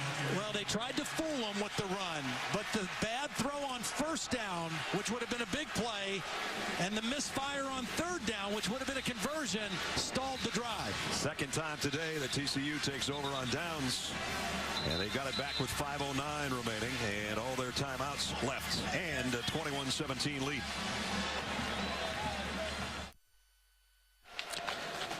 DirecTV Drive to the National Championship mobile bus traveling across the country, following the biggest stories in college football here in Waco a little bit earlier today. Texas 3-step going on. A lot of you watched OU in Texas earlier today. 31-26 the final for the Sooners as they bounce back from their loss last week. Come down 99 miles. We've got Baylor and TCU here 21-17. 9 o'clock at ESPN tonight. Ole Miss and Texas A&M. That'll be another dandy. And everybody, of course, wants to get the national championship trophy presented by Dr. Pepper. It's here with us today. In fact, it's already been to the Texas OU game. It's here in the corner of the end zone, and then it's going to A&M a little bit later on. Trevon Boykin needs to be very careful with the football right now. This is a critical time for TCU's offense. He's going to run this one all the way. And got a nice block out in front, and he's going to get a 1st down before Hager can knock him out of bounds. Great call and a great decision, because the thing that's hurt TCU in this first half, even though they have the lead, is they've been held without a 1st down on 4 of their 7 possessions because they haven't been able to run the football. Only 46 yards rushing. 1st down play in that drive, a designed quarterback run. Good time for that call. He picked up 12 out to the 45. Again, both teams have all their timeouts. Catalan, nice tackle. Boy, that guy's a football player. He is. Looked like he was going to get by Hager, and Hager said, Had a little late something happened at the end of the play also. At the end of the play, Deontay Gray was without his helmet. Let's see if it was a personal foul one way or the other. A dead ball play at the end of the play. Personal foul, face mask, number 13. Number 20 does not have to leave the ball game because of the foul. 1st and 10. Terrell Burt. And Gray is blocking on him, and I don't know. Loses his lid, but he doesn't have to come out of the game because it was forced off his head. Yeah, he kind of pushed it off of his head. Burt's the guy that had the game-sealing interception in the end zone that ended last year's game. And here it's a 1st down at the 37 now for Boykin and company. Still plenty of time to work with here late in the 2nd quarter. That was a tough one. He got pressured. He kind of threw that off his back foot, never really got into the throw. I think that was Billings creating the pressure, coming right over the front. Billings is a powerful, powerful man in there. 6'2", 300-pounder from here in Waco. Set the Texas State prep record, over 2,000 pounds lifting weights. Broke the record of Mark Henry, who was at one time the world's strongest man in the Olympics. And Boykin, another strong run. Well, this is smart. This is smart by Doug Meacham. Sonny Cumbie, we're having trouble running the football. We've hit some some explosive plays, run it. Let's go to some design quarterback runs to see if we can open some things up. And 2 runs by Boykin on this drive have gained big yardage. TCU is going to take. I think Baylor had a player. Yeah, Baylor had a player down on the sideline. Might have been Billings. It was. Chasing that play. A little slow getting up. He's a Waco native, too. Waco High School. 805-pound squat, a 500-pound bench press, and a 705-pound deadlift when he was a senior in high school. You kidding me? That's just ridiculous. That's just insane. Mentioned Mark Henry was an Olympian. He's now a WWE wrestler. Still one of the strongest guys in the world. 4-minute mark. First down at the 23.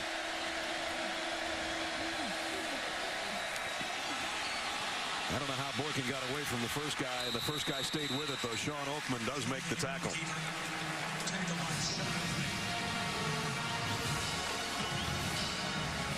Oakman's got to be a frightening sight when you're a quarterback. He's huge. And he's fast. Great wingspan. He's still raw as a football player, still developing from a skill standpoint, but what an athletic talent.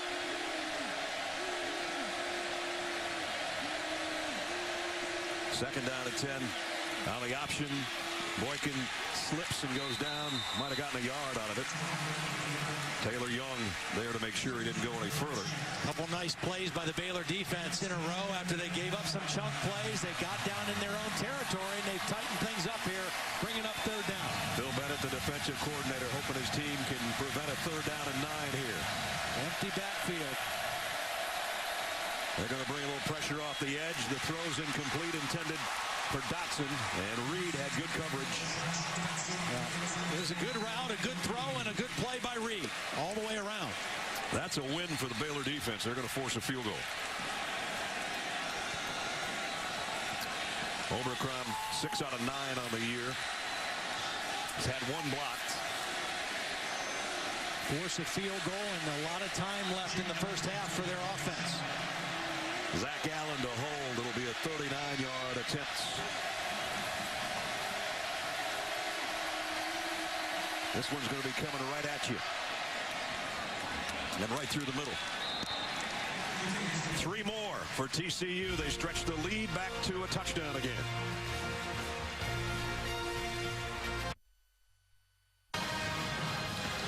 Now the chase for the NASCAR Sprint Cup heads to the second race of the contender round now. It's win and move on. 12 nations battle. 8 will advance. Bank of America 500 Charlotte. Coming up tonight, 7 Eastern, 4 Pacific on ABC. We got a NASCAR race going on here in the football game. 24-17. TCU under Gary Patterson, when they lead at the half, they almost never lose. I don't know if they'll have the lead or not, because there's still plenty of time left for Baylor's offense to work, and they still have all their timeouts remaining. I think in a perfect world it would be 24-24 at halftime. You and I can go have a hot dog. We'll come back and do this again. That's what TCU and Oklahoma were at halftime last week, 24-24.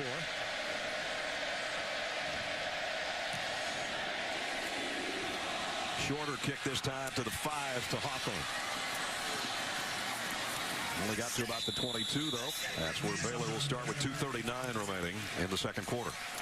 Now, we talked about explosive plays in this game. Which team would have the most? Runs of 10 or more, passes of 20 or more. TCU, 3 runs, 3 passes. Baylor, 3 runs, 4 passes. And we also talked about turnovers. Baylor has the 1 turnover.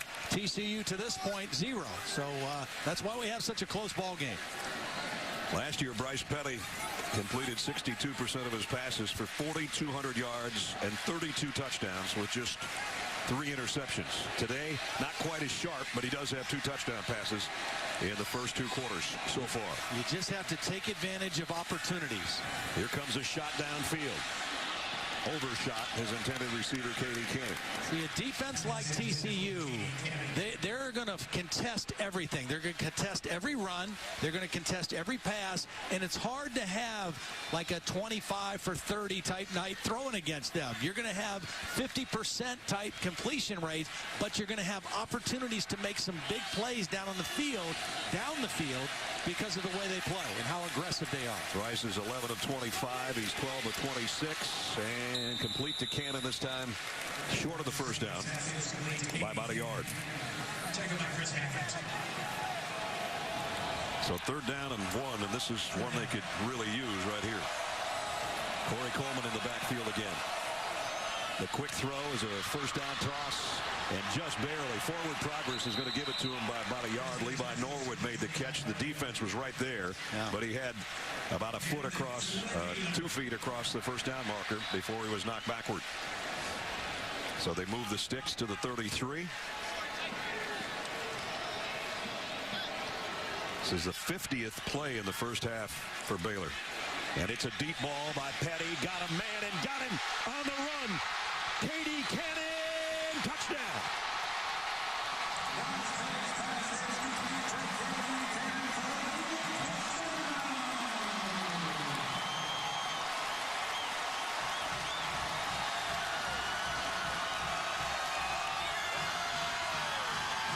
We're an extra point away from 24-24. That was a beauty. Yep. And I think Kevin White expected some help from the inside from a safety. He had outside leverage on that route, and there was not help coming in time. And a beautiful throw by Bryce Petty. Again, you have to take advantage of those opportunities. We said maybe to be 24-24 at halftime. We still got a minute 49 to go, though, and we got a flag down on the extra point. Here's the touchdown again. Now watch the outside position by the corner. He thinks the safety's going to help. The safety's late getting there, and Bryce Petty reads that and lays it out for Katie Cannon. A little mix-up with the TCU secondary. You're not going to have great numbers, but you will have opportunities to make big throws down the field. And Bryce Petty, patient and takes advantage of it.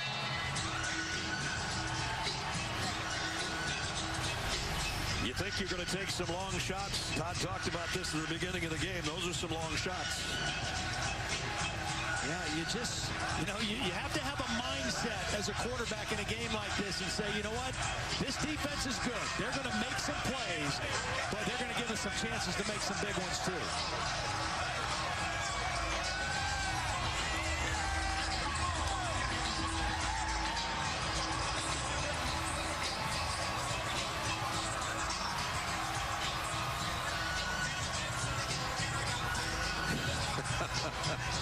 Only 5,140 in here. They haven't led, but now they're tied. And we're jumping around just like Madison, Wisconsin here in Waco, Texas. What a great place. It is.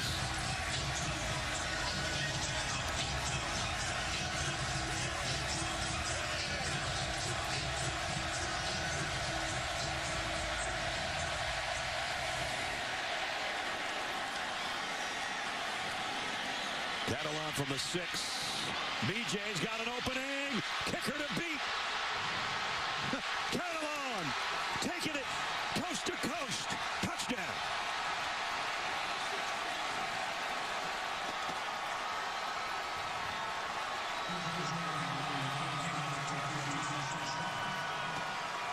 Now the Horned Frog fans can jump around.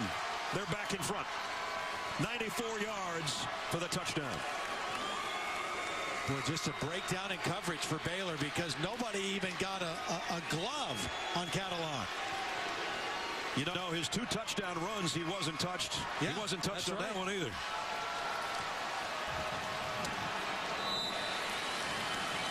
Well, you said it. There's still a minute and 40 whatever left. Maybe we're not done. Overcrum with a point after. 31-24, TCU.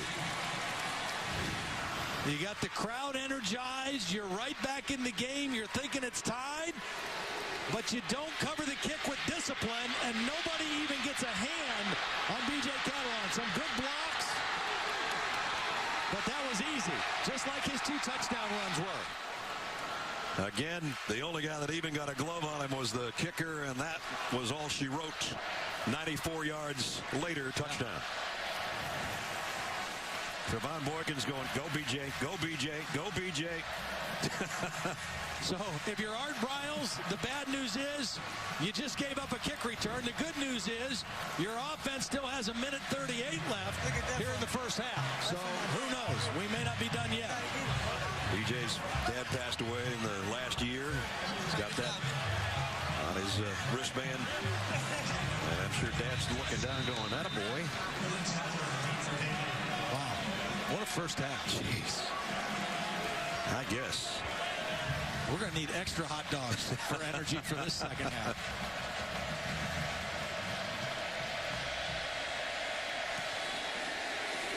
Overcome. This one's deep. And they'll bring it out to the 25. And we've got a chance to check in with Robert Flores. Robert.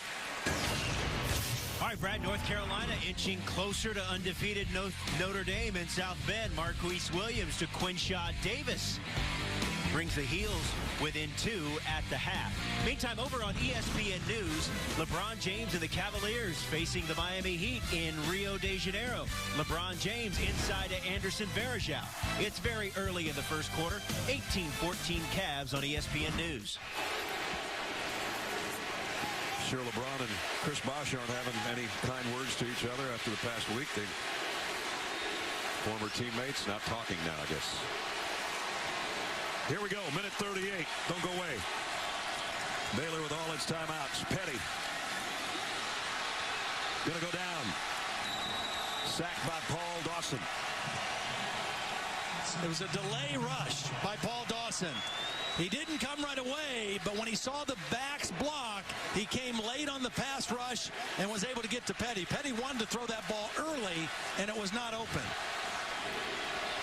So a loss of 5 on the sack, 2nd and 15. 3-man rush, Petty the quick slant, and that one, again, a beautiful open field tackle, and that's Marcus Mallett, the middle linebacker. Boy, Paul Dawson and Marcus Mallett, the 2 inside linebackers for this defense, have played outstanding, not just today, all season so far. They've really given outstanding leadership. Dawson was a wide receiver in high school and now is an inside linebacker for this TCU defense. Baylor's got all his timeouts remaining, and I don't think they're going to use one unless they get a first down. And they didn't get it there. Is that Goodley running? Yeah, Goodley is the tailback that time. Timeout. TCU. That's their first. It's 30 seconds in length. So timeout taken by TCU. Paul Dawson. 6'2", just talking about him. 230-pounder out of Dallas. High school wide receiver. Went to junior college. Converted to a linebacker. Very active guy playing at a very high level this year. He's one of our impact players. He's making an impact. Last week he did too. He had 11 tackles and a 41-yard interception return for a touchdown. That made him the Big 12 Defensive Player of the Week coming into this game. And he looked like a wide receiver on that interception. That was a beautiful play that he made last week. Timed his jump, caught it right at the line of scrimmage, didn't bobble it at all, and ran it into the end zone from 41 yards out. So Baylor forced to punt. Eccles-Looper waiting on the kick from Spencer Roth.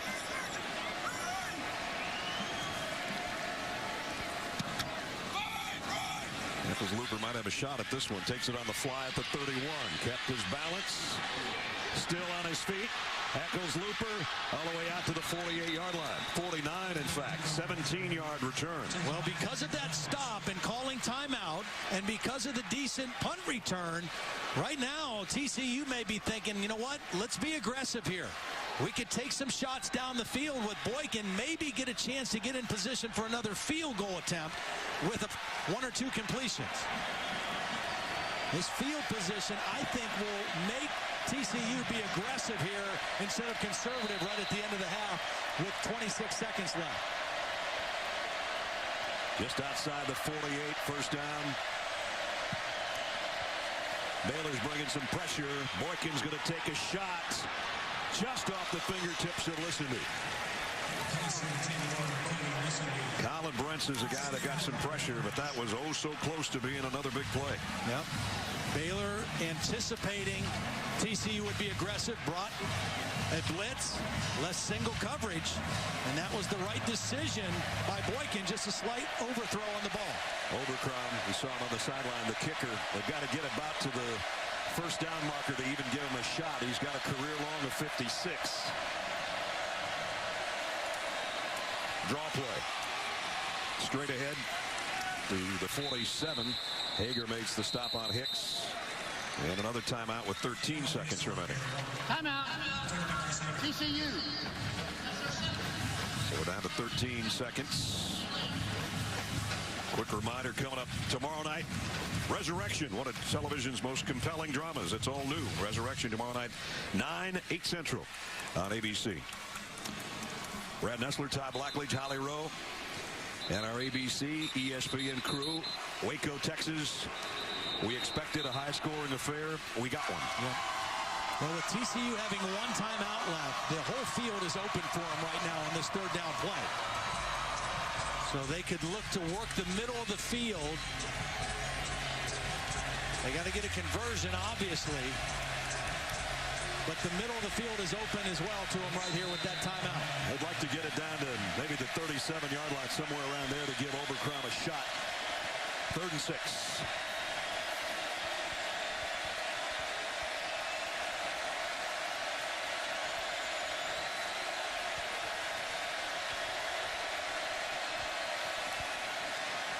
Boykin deep drop, deep middle, off the fingertips of Slanina. Incomplete.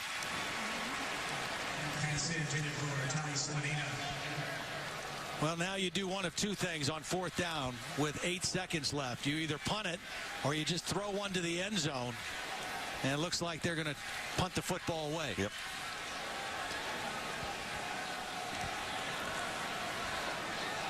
So Ethan Perry into kick on 4th down and 6. Levi Norwood stands back at his 10-yard line. It's one thing we haven't had so far today is a punt return for a touchdown. Just saying. Whoa! We haven't had a bad snap either. Baylor's got it with a second left. 1 second left. And it's Sean Oakman. But that one is on the snapper. James Power, the snapper, not very powerful on that one. Way over the head. No chance for Ethan Perry. And now Bryce Petty has one shot.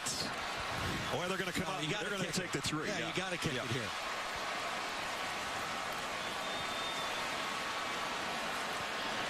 Although Callahan hasn't been Mr. Dependable from field goal territory this year so far. This will be a 24-yarder. He made a 22-yarder earlier.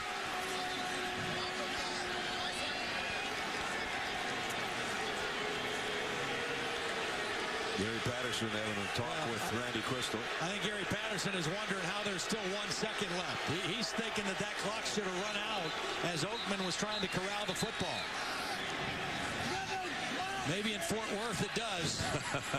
Here in Waco, there's 1 second left. It's a whole lot of class. So Baylor, a 24-yard field goal away from a 3-point gift. I thought the clock was going to run out. I didn't think there would be 1 second left. Callahan's kick is good.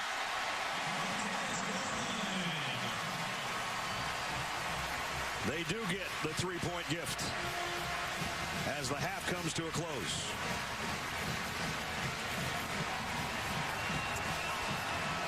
Stuck in with Holly.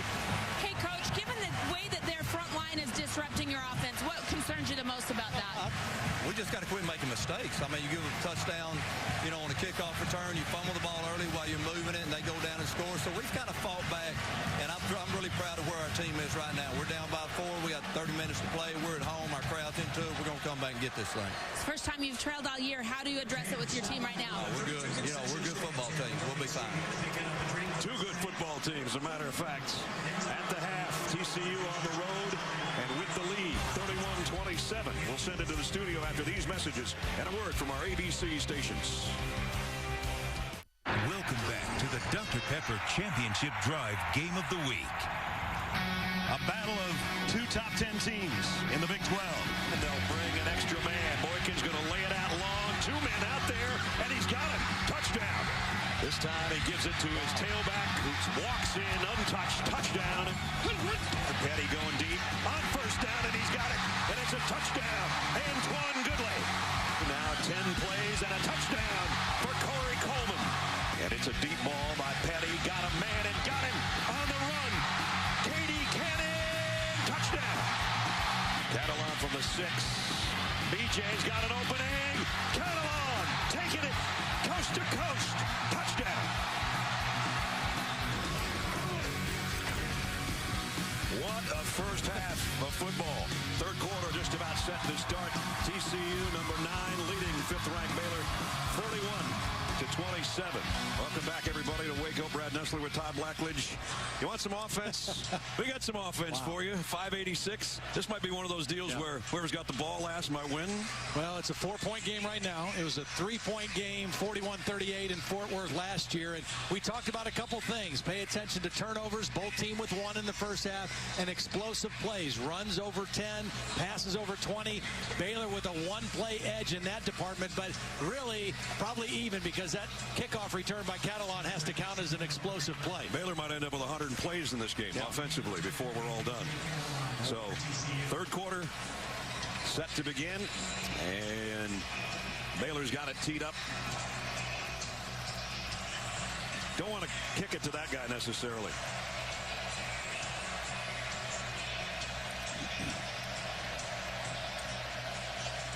Deontay Gray along with Catalan back at the goal line. They're going to pooch kick, and fair catch taken at the 33-yard line. They didn't want to get it in the hands of Catalan again as we check in with Holly.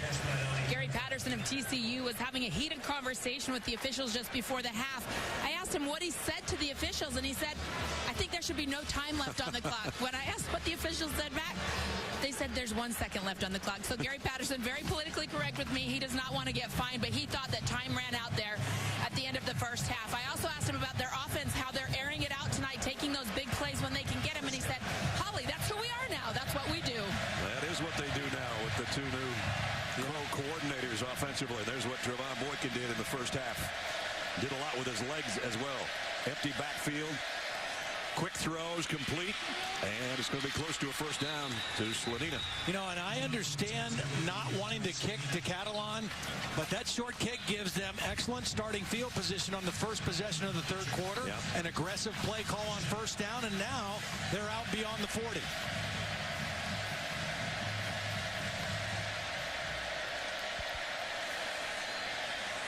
Keeper by Boykin. Ooh, did he get drilled, and guess who? Bryce Hager again. Boy, you talk about fundamental tackling. That's the kind that would make Chris Spielman smile when you run through the man, not to the man, but through the man. Pick up of a couple will be second down at 8. 3 receivers to the top of your screen for Boykin. Second down has been the blitz down for Baylor so far in this game. It is again. Quick slant back to the left side for the first down toss to Listenby. Pick up of 15. Boy, what a route by Listenby. Really stuck that left foot in the ground. Made it look like he was going outside, and a sharp cut back to the inside to get separation for the first down. As Todd said, we're a minute into the quarter, and TCU's in Baylor territory. Short kick, couple of first downs. First down at the 41. Boykin.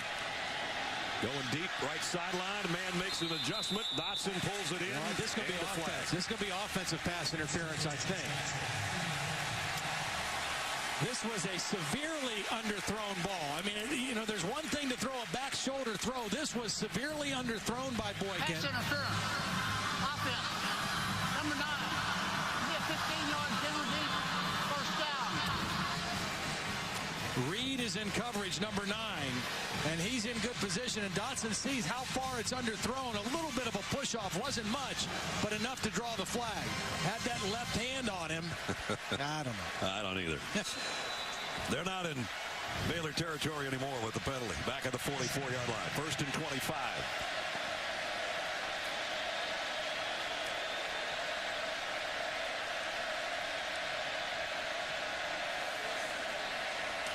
Right through a blitz. The throw's complete. Out to the 49. Pick up a 5. Right in the face of Colin Brents, who was coming off that corner, and Boykin threw it right past his ear. Last second down play, they went slant to Listenby. He's down at the bottom of the screen now, number 7. Again, the safety's way up for Baylor. Again, the extra pressure. The slant goes the other way to Catalan.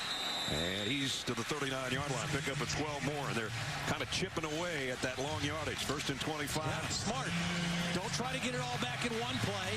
Take 2 plays to get yourself into a makeable 3rd down at 3rd down and 8. They've had a bunch of 3rd and 8s and 10s today.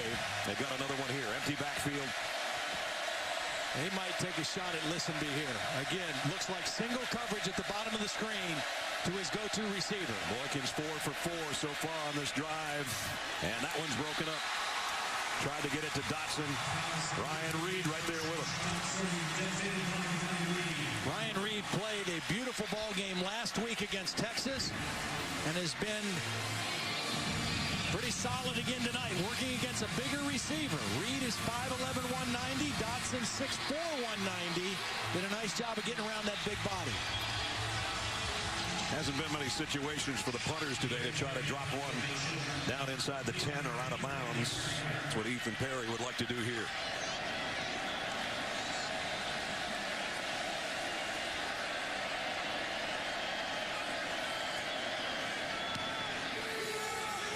This one should bounce backward.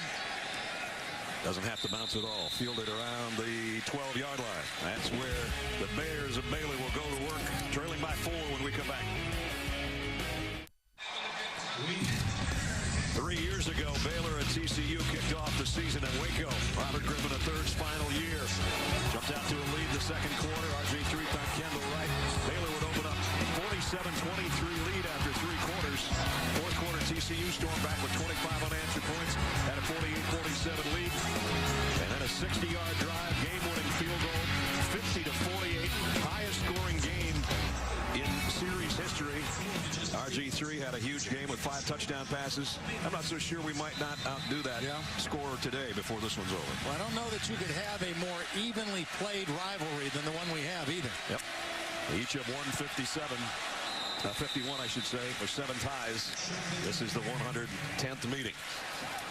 You know, that first half, Bryce Petty, we talked about the mindset you have to have against a defense like this. Right around 50% completion, but he averaged 20 yards per his 15-yard completion. And they'll get a first down on the ground. See, now they've run 2 plays. That sets up a play action and a chance to throw the ball down the field. And again, what makes this Baylor offense difficult to read is a lot of their play action passes. The linemen and the backs and the tight ends are all blocking run, and the quarterback and wide receiver are throwing play action pass. And now they've got Goodley, a wide receiver, in the backfield with Petty.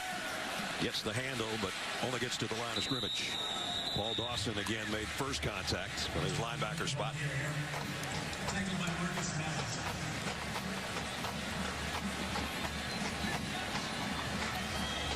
Brings up 2nd down and 10.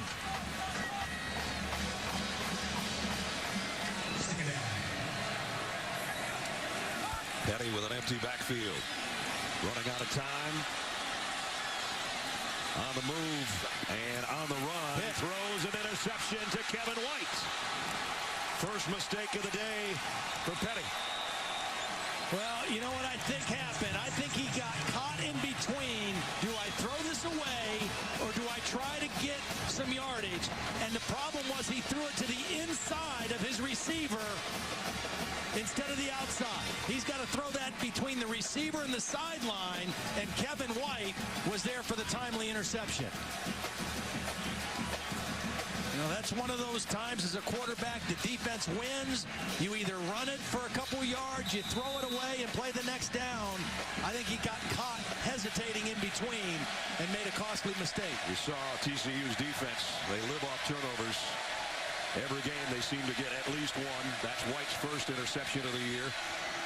They fake the pitch. Boykin going to the end zone. And penalty markers, and also caught for the touchdown.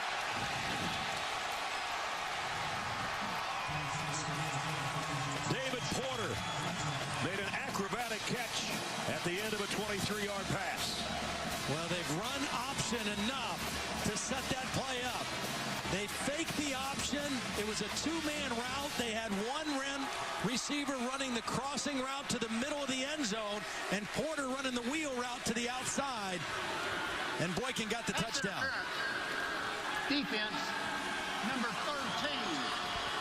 The ruling on the field is a touchdown.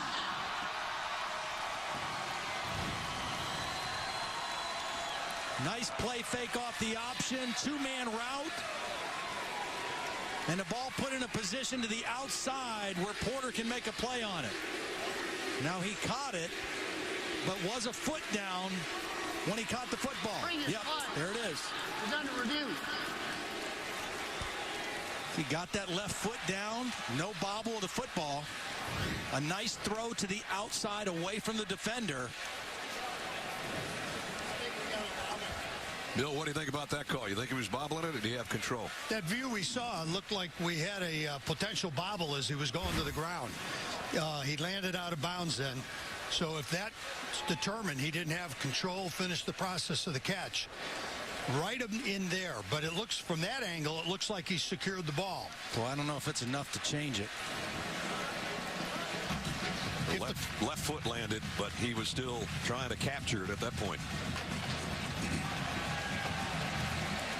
You see the side judge right there with the flag on the pass interference. So it's either going to be a touchdown or a first down, either way.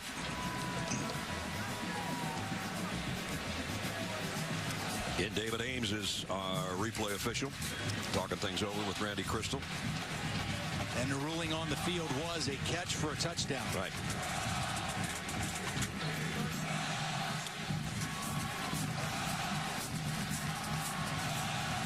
Again, if it's a touchdown, it'll be Boykin's second of the day. Love the play call. Off of the turnover.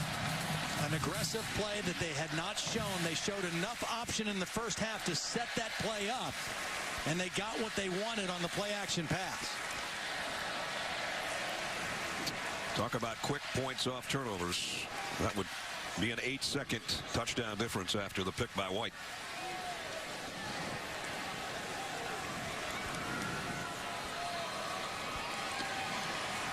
This one's taken a little while.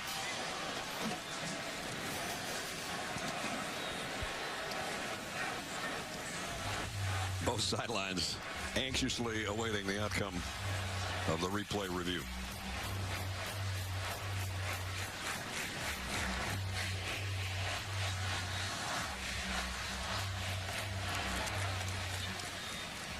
Well, this is the only thing that's slowing our game down. Because these two teams aren't playing slow, that's for sure. Should we do a whole bunch of replays right here just to fit them all in for you? Do some telestrating, Todd, while you got a chance. Or we can get all our promos out of the way right now, too.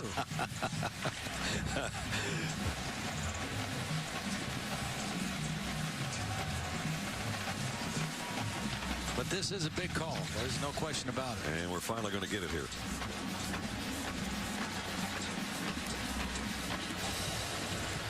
After review, the pass is incomplete. There is, however, pass interference on the play. So it will be first and goal from the 8-yard line. As I said, it'd either be a touchdown or a first down. It's the first down with the penalty, pass interference. Well, he got the foot down, but when the foot was down, he bobbled it after that and didn't get the foot back down. See, there's a little bobble when the foot was off the ground, secured the catch there, but was out of bounds when he landed. So good call.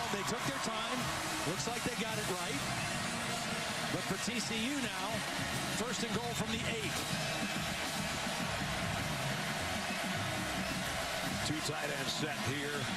Boykin has run out of this formation earlier in the game. He's going to give this one off to Catalan. And this time, nowhere to hide. Blackshear the play. Can't make that decision if you're Catalan. You got to put your nose down, your shoulders down, and get what you can get. You stop and try to go the other way on the 8-yard line. You end up on the 9-yard line. First time he's been touched when he's down in the red zone today.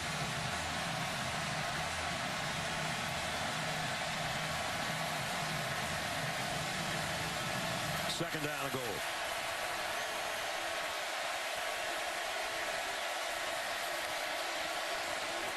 Boykin. The corner of the end zone knocked away by Terrell Burt, who was called for the pass interference, and now he comes up with a really nice play. Went for the same guy, David Porter in the corner. Pretty well thrown ball, and Burt does a nice job reading the eyes of the receiver and getting his hand out there to knock the football away. Boy, how big would it be for Baylor as they thought they'd given up a touchdown if they can hold to a field goal here for TCU. Third down and goal. Have to be aware of the quarterback run here on third down.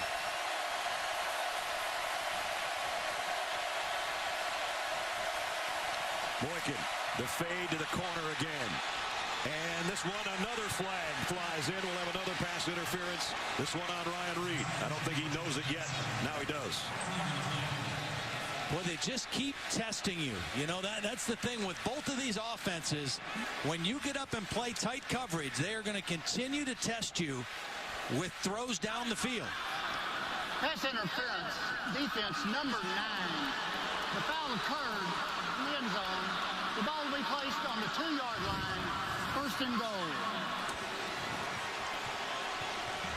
Got his hands on him, pushing, not playing the ball. Never turned around to look either.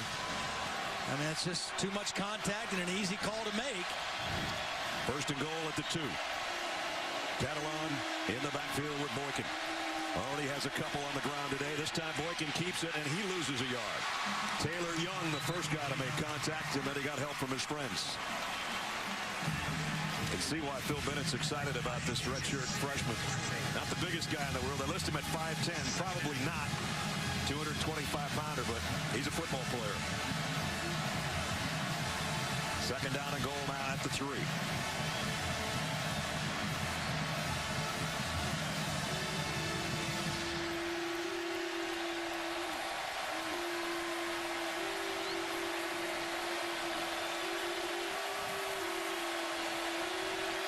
Two tight ends, both receivers to Boykin's right. They're not going to get the play off. Wants to throw, and now runs instead, and he is taken out of bounds by Hager. I don't think TCU got that play off. I thought it should have been a delay of game. And I hate, as an offense, when you let that clock go down, you try to rush the snap. It's a critical down, a critical play. I think you use a timeout there if you're TCU. They got away with it. It was right on the last second, but it was kind of a wasted play. And now it's third down. Last time they got it to third and goal, they had another pass interference penalty. And now TCU is going to talk things over. Don't want to waste an opportunity when you had what you thought was a touchdown a little bit earlier, and now you still got a shot at one on a third down and goal. I didn't try to shoot. We did.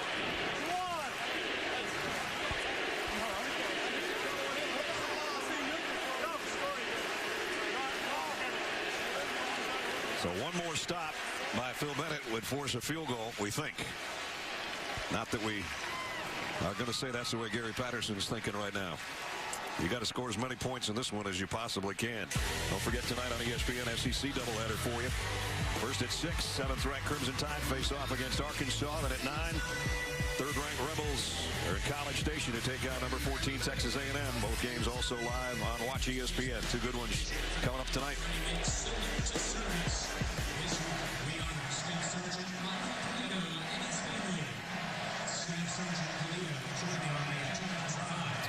TCU by 4 here in the third quarter, and a third down and goal at the 3-yard line upcoming. See what Doug Meacham and Sonny Cumbie have come up with, the two coordinators for TCU. Doug Meacham was the offensive coordinator at Houston last year. Was at Oklahoma State for several years before that. Former offensive lineman at Oklahoma State. Sonny Cumbie came from Texas Tech, a former quarterback there who was actually recruited to Texas Tech by Art Briles. Yeah. So, you know, in this conference, everybody is kind of doing the same kind of thing offensively. They all are playing this spread-type offense, no huddle, up-tempo. And I don't think there's a whole lot of secrets left anymore in the Big 12.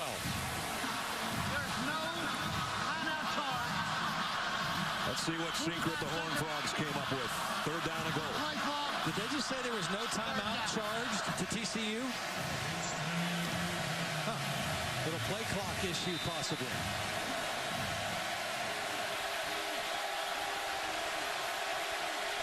Boykin, again the fade. This one he overshot everybody and there are no flags. Wow. You know, when you throw that fade to the short side of the field, it's just not very much room. And that time, Boykin just too much strength on the throw, and it wasn't even catchable. Wasn't even a position for Dotson to make a play on the ball. So a great stop for the Baylor defense. I said earlier, after that replay, they take away a touchdown. They had 1st and goal twice, and now they're going to have to settle for a field goal. Not what they were looking for. And again, the difference in this Baylor team the last year and a half is the way their defense has come alive. Overcrom, kind of a wicked angle, but the kick is up from 20 yards and good. Kick is good. So again, it's back to a touchdown lead. TCU 34-27. ESPN College Football on ABC. Brought to you by Goodyear. Tires chosen by experts for superior performance. Goodyear, more driven. And Dr. Pepper, always one of a kind. Some Dr. Pepper floats. That looks good. Yeah. So a 20-yard field goal has stretched the lead back to 34-27 TCU.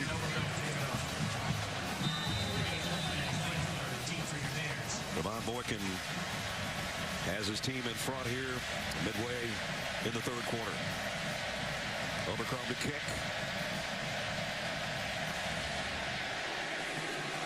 Corey Coleman will field this one about a yard deep. And he's coming at you. Cut down as he got out around the 30-yard line. Well, you got to really credit Phil Bennett's defense on that last possession. After the turnover, the interception, the apparent touchdown, they hold serve, really, even though they give up the field goal to keep this as a one-score game, a touchdown difference. That was a huge defensive possession for Baylor. 1st down at the 31 for the Bears. About a 2-yard, 3-yard pickup for Shock Linwood. James McFarland in on the stop. Not a lot of big gains on the ground by either team. No, both defenses really contesting the running game. Petty, play action, plenty of time. Completes it out to the 45 and across midfield goes Goodley. Pickup of 18. You know, again, you see the strength of Goodley, 220 pounds. And the cornerback, Kevin White, kind of had his hands on him, but he's too big to even alter in the route and able to make the catch. Baylor back in TCU territory and going to take a shot. Incomplete. Double coverage back there on Goodley. Kevin White was the closest man to the football. There you see the size of Goodley that Todd's talking about. Built more like a running back than a wide receiver. Which makes him hard to cover, and it also makes him difficult to tackle after the catch. 50% performance with 3 touchdowns by Petty. And here's a good gainer on the ground by Linwood. 1st down.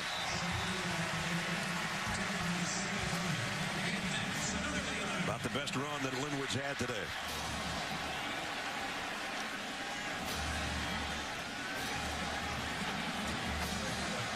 I loved how Art Briles described him, that he had this kid had a sweet spirit, but a tough soul. Yeah. First down at the 37. And again, Linwood showing a little bit of soul there, spinning all the way down to the 22-yard line. 16 more yards, so back-to-back runs by Linwood.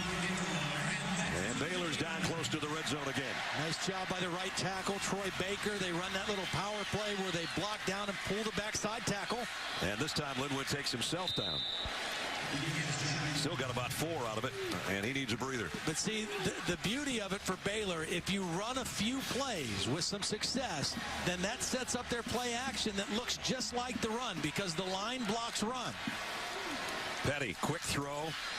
Only about a 2-yard gain by Clay Fuller on the receiving end of that one. And again, Kevin White made the tackle. Yeah, and that was Goodley's fault. You know, the other receiver that's out there, that's his responsibility to block the first guy.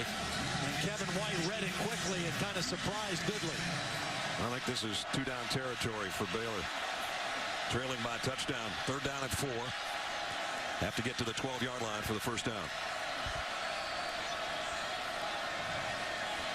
And again, his 3rd down passing is about what his overall day has been, 50%.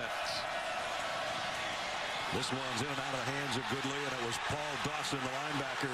Goodley's looking for a flag and didn't get one.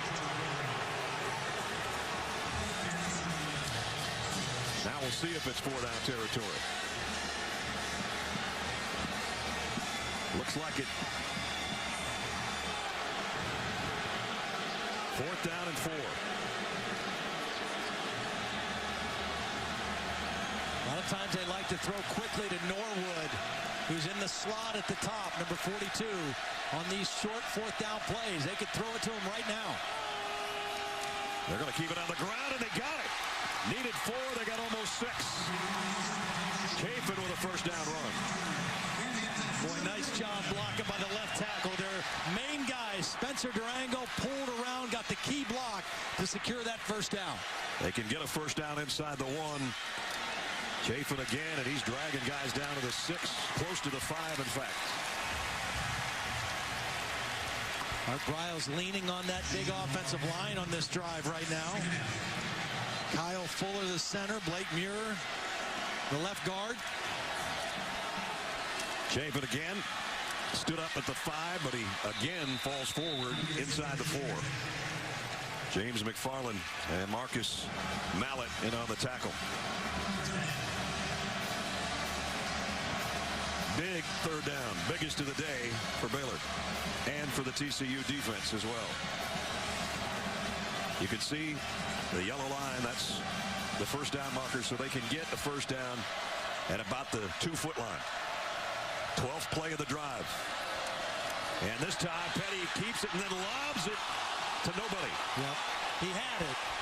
He just wasn't able to make an accurate throw. That's one of those deals where it's a zone read, but instead of it being a quarterback keep, it's a quarterback pass if that cornerback comes up. And Bryce Petty knows he let one get away there because the corner came up to stop the quarterback run. He had Goodley standing by himself in the end zone, but he just threw it over his head. And they want the sure 3 here. Not going to go on another 4th down. They'll bring out Chris Callahan. 2 for 2 today. 22 and 29. This will be a 20-yard attempt.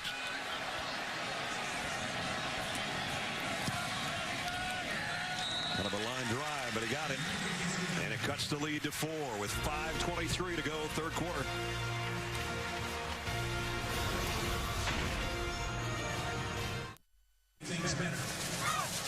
Welcome back to the Dr. Pepper Championship Drive game of the week. A good one, 34-30 TCU. Oh, look at that last stop. And this is kind of a triple option for Baylor. Here's the first read. Either give it to the back. The second read is the quarterback run. The third read is if the corner comes off the receiver, Bryce Petty can throw it. They took the first 2 away. They gave him the third, but Bryce Petty just not able to make that completion, or it would have been a touchdown. Let's check in with Holly. As soon as the ball sailed out of bounds, you could see Bryce Petty just hang his head. He kind of moved his wrist around like, oh, I overthrew it. He came to the sideline. He's sick.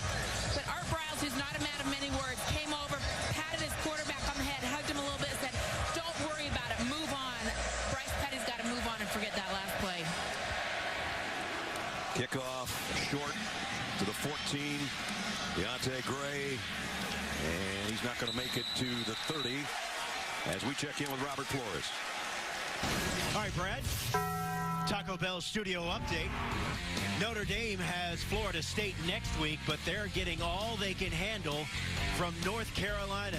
Deshaun Davis to Marquise Williams. Trickeration works in South Bend, and the Heels have a 1-point lead against Notre Dame. Coming up tonight on ABC, Dale Earnhardt Jr., who celebrated his 40th birthday yesterday, racing in Charlotte. Bank of America 500.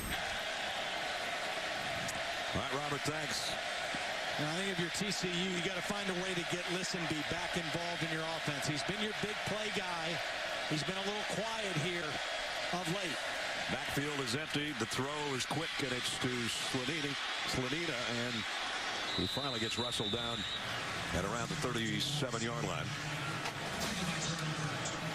Second down. 5 minutes remaining in the third quarter. Very big offensive line for TCU. Doing a nice job of protecting Boykin in the passing game today. Set to pass again. Now he'll run. Didn't get the first down. Got close. About a yard shy. Yep, brings up a third and very short.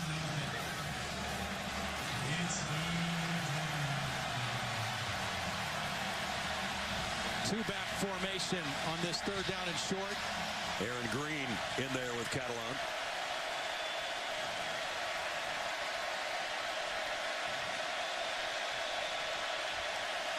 Run blitz. It's Green in the open field and maybe gone. Aaron Green. And the ball comes out at the 10. Scooped up by Dotson.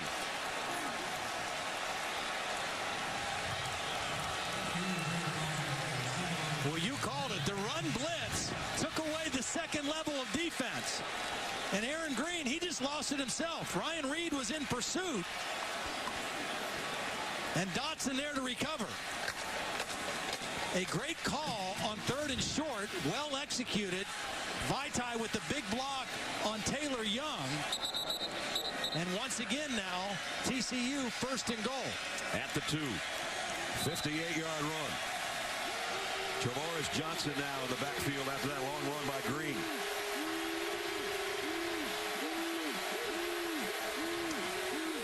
Gets the handle and gets the touchdown.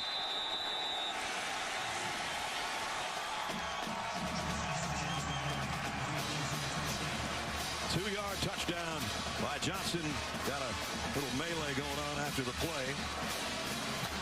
Nice double team by the center, Joey Hunt, and the left guard, Jamel Naff.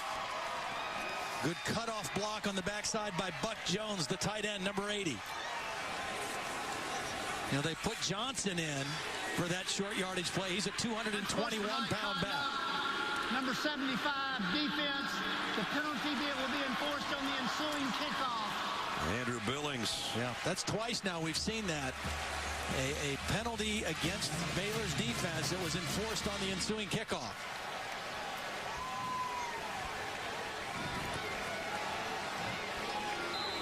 So the penalty will come on the kickoff. Overchrome in for the point after. Trying to cap off a 70-yard drive in a hurry again in a minute and a half. And it's good. 41-30. Aaron Green hasn't handled it much today, but he had the longest run of the year so far. Given up by Baylor. This 58-yarder got him down close to the 2. And then it was Travoris Johnson.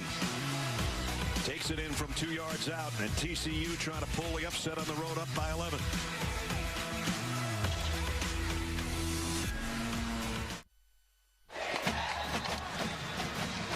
(41-30) TCU, and now Baylor's going to have to answer on this drive. Down 2 scores here. And again, the kickoff's going to come from midfield.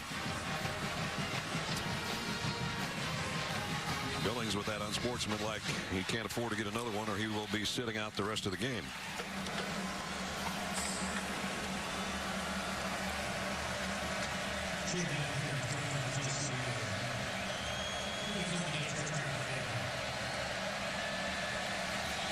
Overcrumb just blasts this one. And no return. They'll bring it out to the 25. Take a look at our Pacific Life game summary.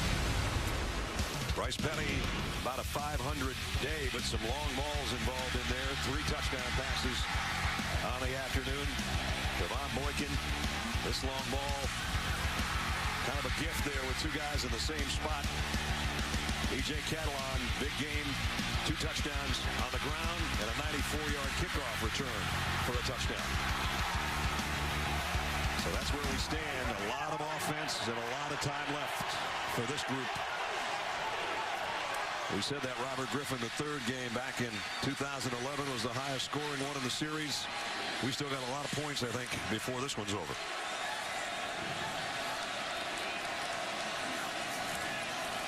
Petty, the quick throw, that one's batted down.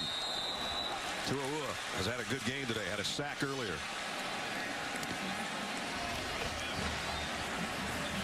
Read the quarterback's eyes, timed it. You know you can't get to Bryce Petty.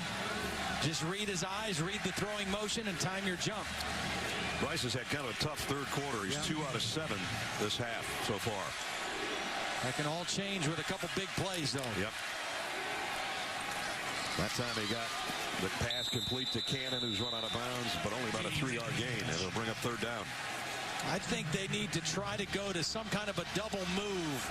Maybe not on this 3rd down play, but if they convert here, TCU very aggressive on defense. They jump on those first moves. They might spring a big one off a double move if they go to it. 770 yards now. There's the long ball, and through the hands of Coleman. Maybe getting a hand on it was O'Mealy. Yeah, really nice play by O'Mealy. He's underneath coverage. Watch him get in the hip pocket, read the ball, and get that hand in there in front of the reception. Really well played. So that one could have been a big hitter, but a nice play defensively will force a punt. 5th 3 and out by Baylor today. They don't have a lot of those. Usually. Credit TCU's defense.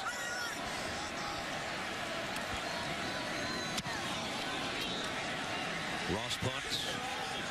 Fielded at the 18-yard line. And Eccles-Looper with a return of about 10 yards. 54-yard kick. Devon Boykin. Good day for him. Well, coming into the ball game, he was 2nd in the Big 12, averaging 359 yards of total offense a game. Had the big game last week in the win over Oklahoma. Maybe not the same kind of numbers today, but he has taken advantage of some opportunities, and on the road has played a very strong ball game, and he's taking care of the football, which is critical to win on the road in conference. Baylor's defense got to get a stop here because TCU gets any more kind of points, and it's going to be hard to catch up even if you're Baylor. Boykin going to heave it long.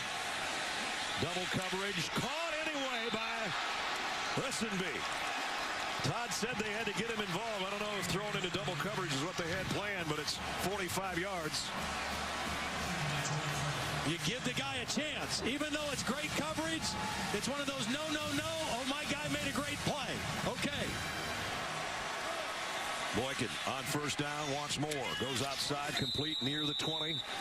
To Dotson again. And those 2 plays show you what this pass game is made of. It's Listenby on the big throws down the field. It's Dotson on the route running, the possession type throws. And then the speed guy on the inside is Gray, number 20. Comes a blitz. Boykin gets rid of it in a hurry and incomplete. Deontay Gray was the intended receiver. Yeah, and I don't know whose mistake this was, but they had single coverage with Gray with no safety help, and they could have had a big one there. 3rd down and 3. Empty backfield for Boykin. Going to throw that same fade to the corner, and incomplete. Played pretty well by Ryan Reed. And it's 4th down. Well, again, Baylor's defense comes up with a big stop. A little bit underthrown on that ball. buried in great position. Baylor's defense has given up 41 today, and you can see that hasn't happened this year. The Phil Bennett's defense. Well, and they knew that they had not played an offense anywhere near as good as TCU to this point in the season. Overcrow will try a 37-yard field goal to make it a 2-touchdown game.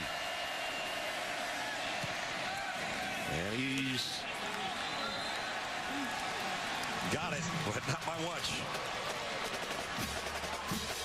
44-30 now. So obviously Baylor knows exactly what they need just to get back in this thing with 2:15 remaining in the third quarter. Reminder for you, chase for the NASCAR Sprint Cup heads to the second race of the contender round. It's win and move on. Bank of America 500 at Charlotte. Coming up tonight. Immediately after our game, as a matter of fact. So a 52-yard drive in just 4 plays, and again, just 49 seconds is all it took. The one big pass play was Boykin to Lissaby, a 45-yarder, and then they cap it off with a field goal.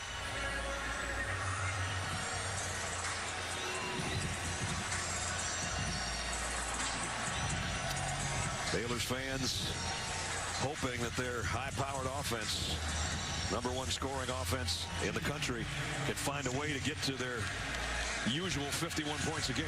That might be what it takes to win this.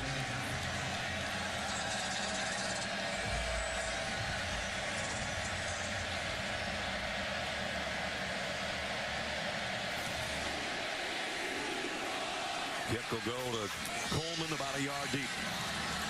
Corey Coleman, he's got a little bit of an avenue. Oh, man, did he get tagged when he got to the 30-yard line, though.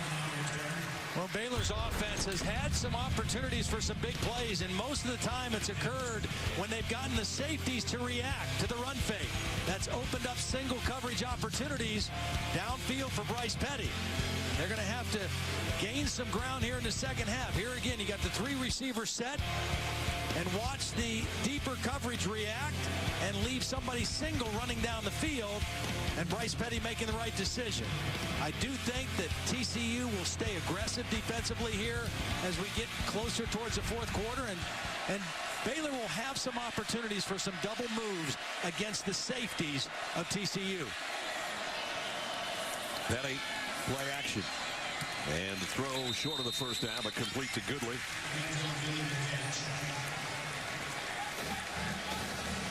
And again, they'll line up in a hurry on second down and short. They had led every minute of every game, and they have not led in this game so far. But in no way an insurmountable lead for Baylor. I mean, they're fine offensively. Get a first down conversion on the run there, out near midfield. A lot of options for Bryce Petty here. First down at the 41. Again, off play action, completes it again to Goodley, and he got 8 or 9. See, now Baylor tried to run a double move that time with KD Cannon, but Bryce Petty made the right decision because they covered Cannon, but they left Goodley open. First down run by Linwood into TCU territory.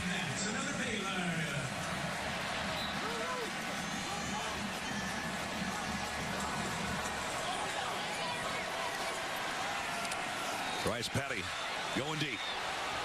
Man's there. Through his hands. Should have probably had it. Cannon went right through his hands, and it would have been a touchdown. Well, it's the double move. He shows post, and then he breaks it out straight.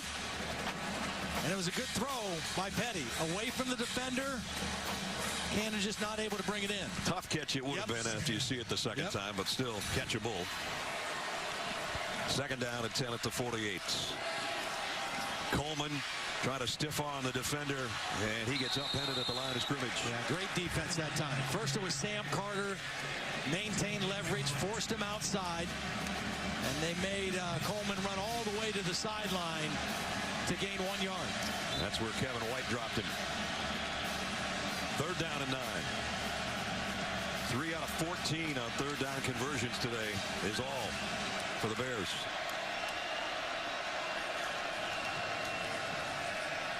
Petty fires long, man there, caught, touchdown.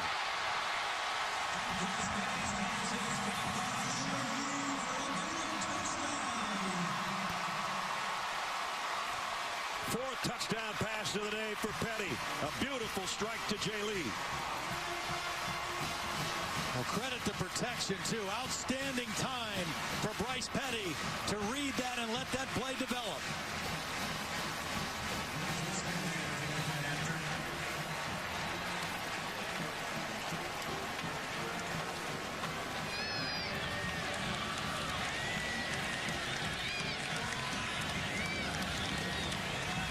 $70 yards in 7 plays.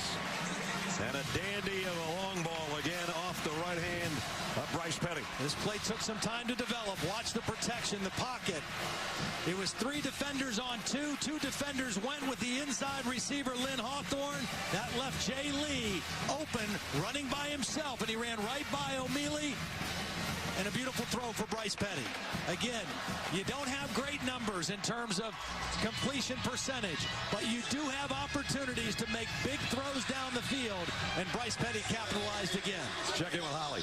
Bryce Petty told us yesterday that the #1 determining factor on how accurate he is whether or not he has a chance to get his feet set. He has been under duress so much today with this defense in front of TCU disrupting him and his footwork trying to make throws, but that time, guys, he had time to get his feet set and delivered a beautiful ball. Time is all he needs if he can just get a little bit. 50% day, but a 4-touchdown outing. And now it's down to a touchdown. 4 touchdowns and the average yards per completion well over 20 yards. So, I mean, it's feast or famine when you play a defense like this. Let's see how they handle the kickoff this time. They had a pooch kick earlier to try to keep it out of Catalan's hands, and they ended up with excellent field position, TCU, I mean, by calling a fair catch. Same thing, but that's Neverland there. It's fielded at the 20. Yeah, I don't like shortening the field this way for TCU.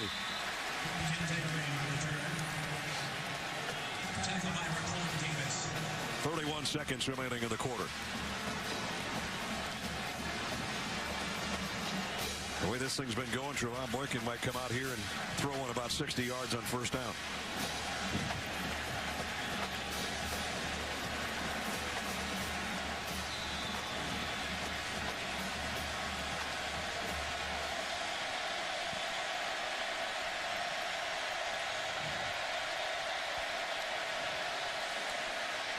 Fly sweep, end around. It's going to be a pass if he can get it away. Echols Looper going deep and caught inside the 15 by Catalan. Well, this was a great throw, but the play was made by the quarterback, Trevon Boykin, getting a block on Sean Oakman. Watch the quarterback get a key block to enable the throw to even be made. He blocks Oakman just enough out of the way to allow the throw to be made. And what a beautiful throw it was. And a gorgeous catch as well at the 9-yard line.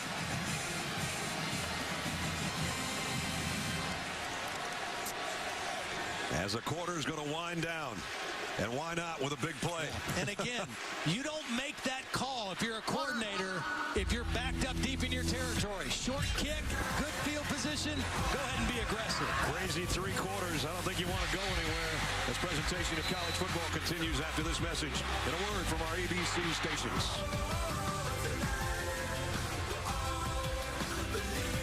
Thanks to the Brazos. What a 3 quarters of football we've had. Here we go. Quarter number 4. And we've got TCU in front. They've got it at the 9-yard line of the Bears, trying to add to their lead.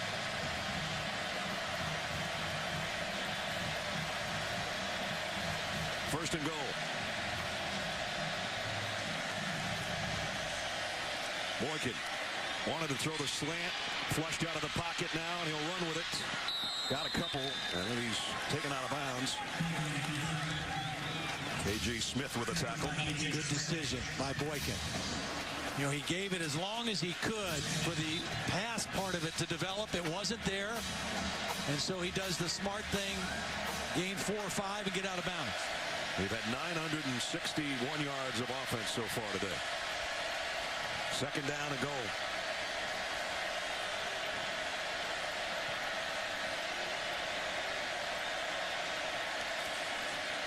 Straight up the middle, and again, untouched this time, Aaron Green for the score.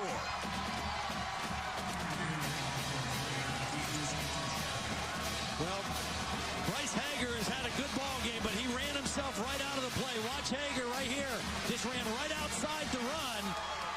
motion took one guy out, and Hager took himself out in the course that he took to the backfield. And another easy run touchdown for TCU. And another short scoring drive in terms of time of possession. 1 minute and 6 seconds. Overcrome to try to make it 51-37. Does. And again, a 2-touchdown difference. Baylor's going to have to fight back again. First, it was the long pass play that got him down. Close. Green took it 6 yards. Horned Frogs 51-37. Welcome to ESPN College Football on ABC.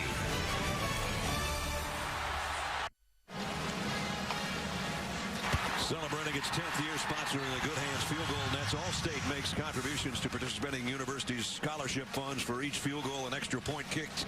We've had a lot of both today. Since 2005, Allstate's contributed more than $3.4 million in scholarship funds.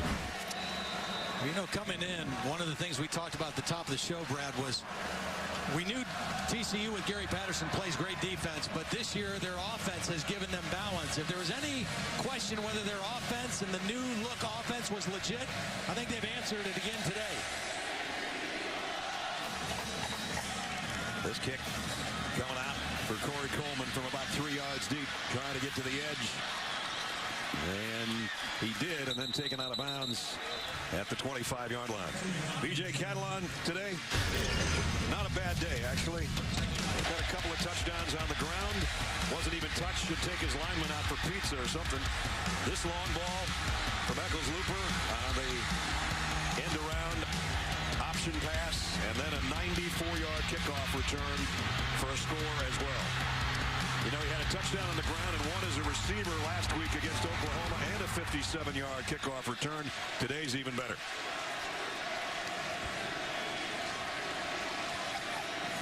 Bryce Petty knows what he's up against now.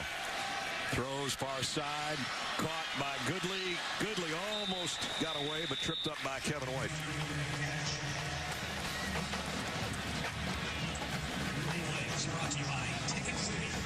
And now it's not any big secret that Baylor's got to throw and throw and throw some more. Well, the good thing for them is they're built for it. Yep. You know, their line is used to pass protecting. Play action, and Petty is nailed as he was trying to throw. Let's see, was it a fumble or was his arm going forward?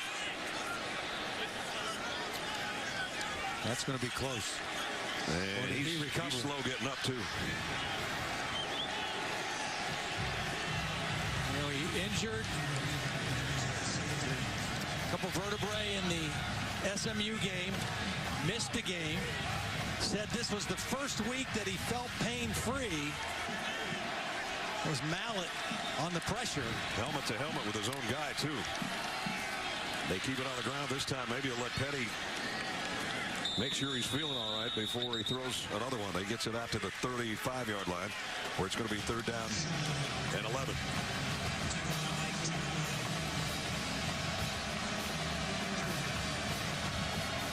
Four sacks today. That's a season high allowed. 3rd and 11, and whistle stop play here. False start. Wow. False start. Offense number 4. 5-yard penalty. 3rd down. Jay Lee, the false start, and he heads to the sideline. So 3rd and 11 was bad enough. It's 3rd and 16 now. 10 penalties again on Baylor this week after 10 in the Texas win last week. Changing up receivers. And Petty in an empty set. 3rd down and 16. He's got to get all the way out to the 46-yard line for a 1st down. Flushed out of the pocket. Again, going to try to run for it. Got a long way to go. Where'd he go out? About a yard short. Yeah, looks to be a hair short. Great effort. He tried to reach the football past the marker, but I think he stepped out of bounds before that happened. Yeah, they're going for it here on 4th and a yard.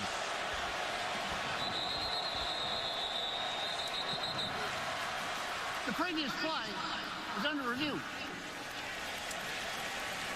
They're going to make sure of the spot here. Yeah.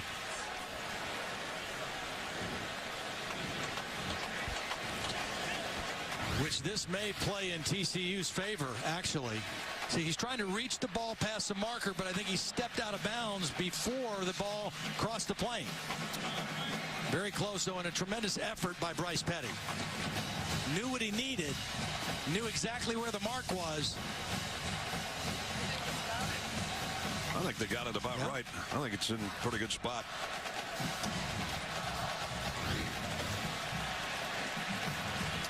But they'll look at it upstairs with David Ames. Art Briles ready to go for it on 4th and whatever it's going to be. That's a little different angle for you. Bill, what do you think? I think we've got a first down. When he jumped from inbounds and cross. Let's see. After review, the previous play is confirmed. Interesting, because as he jumped and crossed, it looked like he had extended the ball and crossed the sideline at a spot beyond the line of game.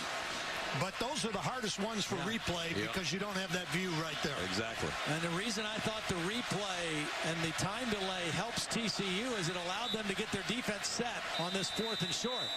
If they were going on a hurry-up play, they might not have been in position for this short yardage play on 4th down. As it is, they're ready to go. We're approaching the 12-minute mark in the 4th quarter. Biggest play of the day for the Bears, 4th and 1. And he got it. Linwood by inches. Well, I'll tell you, Paul Dawson timed his jump, came flying over the top, and if he would have been about 3 inches to the left, he would have stopped that play short of the first down, but he missed him by about 3 inches. So first down at the 46. Petty play action. Got hammered as he threw, and it's incomplete. Both linebackers, Dawson and Mallett both. They're met at the quarterback. Well, if Bryce said that he felt the best he's felt all season long, he's not going to feel that way tomorrow morning, I don't think. See, what the linebackers are doing is they're not blitzing right away. They're allowing the offensive line to get engaged and then coming a little bit late, and they get a free run right at the quarterback from the inside. Second down at 10. Petty waits and waits and almost waited too long, and he still threw a strike to Cannon. Now it was incomplete. Bounce. Okay. Yep. Again, Petty was under duress. He was throwing that ball backing up, so he didn't have a lot on it. Chucky Hunter, number 96, was the guy applying the pressure. And there you see the ball came out. So another third down and long.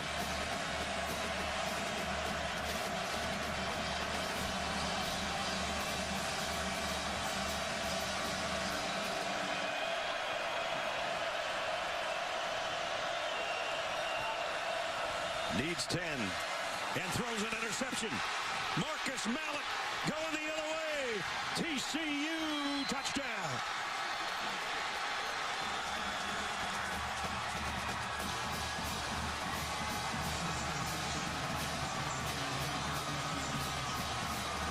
Now, this is just a beautiful play by Marcus Mallett. Last week it was Paul Dawson doing the same thing.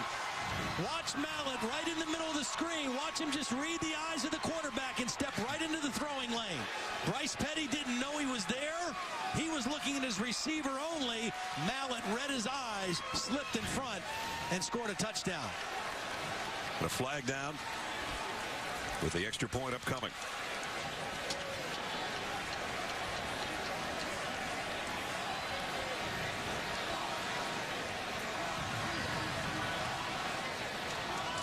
Second interception suffered by Bryce Petty today. And despite 4 touchdowns, now his team's going to be down by 3. And again, the problems on third down. 4 of 17 now for Baylor on third down.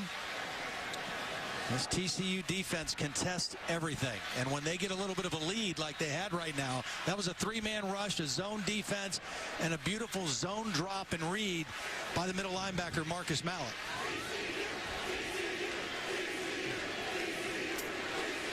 Conversation is going on with Art Briles before we get the call on the penalty. The result of the play is a touchdown. After the play, 2 unsportsmanlike conduct fouls. Number 1, on the scoring team, number 17 on the scoring team. Both of those fouls, being dead ball fouls, will be enforced on the ensuing kickoff. It was a 30-yard penalty, or 30 yards worth. Carter and Hackett both with unsportsmanlike conduct penalties. Meanwhile, the extra points upcoming, and it's going to be a 3-touchdown deficit that Baylor's got to make up. And Bryce Petty looks shell-shocked on the sideline. Those shots we just saw. Yeah. And he looks like, what just happened?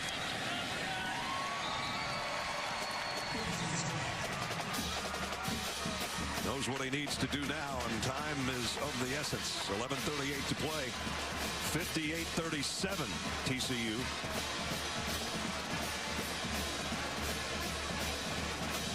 TCU trying to go to 5-0 and pull off another top 5 upset like we had so many of last week.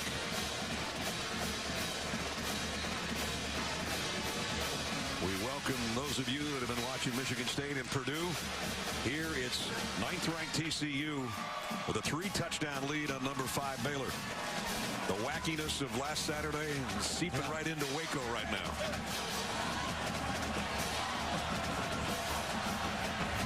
TCU, by kind of a quirky schedule, had 2 off dates in September. So they come in here and they're only 1-0 in conference play and 4-0 overall and ranked 9th, and they made the big jump after they upset Oklahoma last week. Maybe these aren't upsets anymore. Yeah. Well, I'm impressed with TCU. I mean, I knew they could play defense. They had 9 starters back from a good defense of a year ago. But they're the most improved offense in college football this year. And Trevon Boykin playing at a very high level. This is a team, their 3rd year in the Big 12, is wanting to be recognized, and the change in their offense is the key to the team. They've done it just about every way they can today. 5 touchdowns with their offense, 1 with their defense that you just saw, and the interception return, and then a 94-yard kickoff return. So the special teams, the defense, offense, everybody's scoring. Kickoff comes from the 10. It's going to give Baylor great field position once they field this. They'll be at midfield or better. It'll be better. 45, almost a 44-yard line. You know, we mentioned this TCU defense. Last week in the upset against Oklahoma, Paul Dawson in the 4th quarter, a key interception that was returned for a touchdown. That turned the game. And then just moments ago, the other linebacker, Marcus Mallett, with a 4th quarter interception, returned for a touchdown to possibly put this game out of reach for the Horned Frogs. Offense and defense, TCU, they're for real. Pretty good day for Mallett. A sack, a forced fumble, and a touchdown on the pick. On the ground is Linwood, picked up 3. Going to be down around the 11-minute mark on the next snap. And it's a good thing Baylor goes fast, because they're going to need every second they can muster here.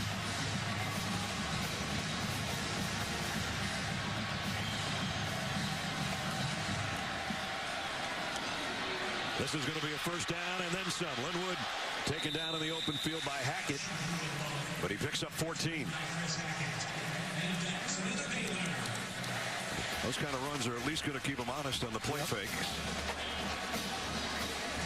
First down at the 28. And now we are at the 11-minute mark. Straight up the middle again. And same result. No, bigger than that. First and goal. Well, Baylor's showing a lot of fight here. TCU expecting a throw-only possession. And Baylor coming out running the football. Chafin now checks into the backfield. First down at the 7. He gets the call. He walks in. Touchdown.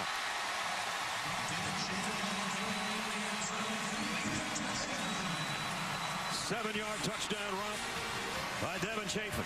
Nice job by Desmond Hilliard, the right guard, pulling around to lead on that play.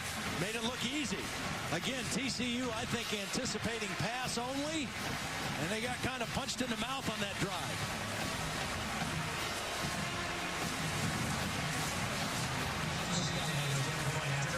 Trying to get it back to 2 touchdowns. Callahan's extra points. Up and good. Well, when they needed some shock value. They got it from Shock Linwood. And then Chafin did the rest from 7 yards out. 58-44.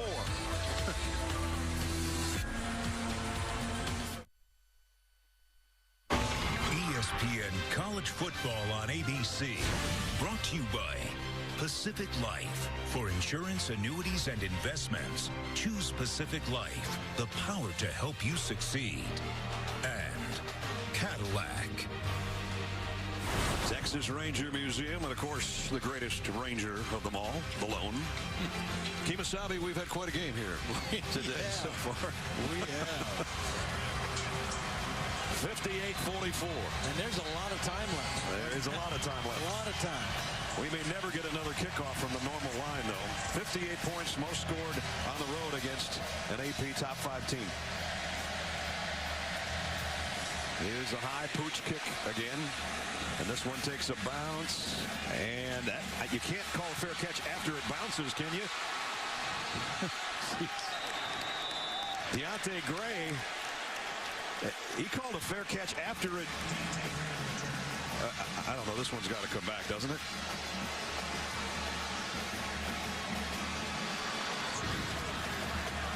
The previous play is under review.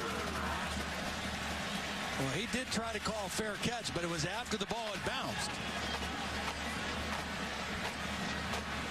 Bill, what do you think about this one? What do they do with that, Bill? Well, you're right. The ball already bounced, so he doesn't get entitlement to a fair catch. Right. But if he gives that signal, or any signal other than shade in his eyes, that ball's should become dead at the spot he possessed it. Well, not only did he give the signal, he stopped. I mean, he caught the ball and stopped, and then he took off again, thinking, I don't know if I get to do this or not. But I'm going to try it. He probably didn't hear a whistle, so he said, hey, let's go. But again, the unsportsmanlike penalty, the short kick, this has hurt Baylor all night, either by penalty or by choice of kicking away from Catalan after the 94-yard kickoff return. They have given a shorter field to TCU for most of this football game by choice or by the fact of penalty. And we may not have said it because we had already been to the commercial break. The unsportsmanlike conduct penalty was after the last touchdown, and we didn't get it until we were in a break. So let's see what the call is here. After review, the receiver of the kickoff, after the ball hit the ground, gave a waving motion. Any waving motion kills the ball. The ball will be brought back to the 34-yard line. It will be 1st and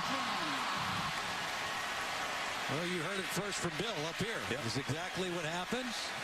Interpreted correctly. Look at Gray. He's still smiling. He's thinking exactly what you said. Well, I don't know what I'm doing here, but I'm going to take off and see what happens. So they bring it back. We've had just about everything you can possibly have in a football game today. We've had over 1,000 yards of offense, over 100 points, and as Todd said, 10.5 minutes to go.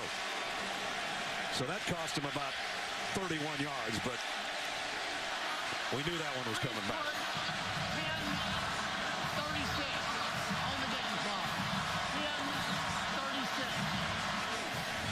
If Baylor could come up with a turnover of their own, we'd really be in for a whale of a finish.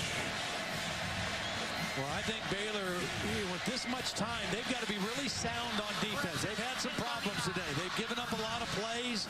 They've given up 58 points. They can't afford to be too overly aggressive trying to force the action right here and give up another big, easy scoring play. Kyle Hicks in the backfield with Boykin.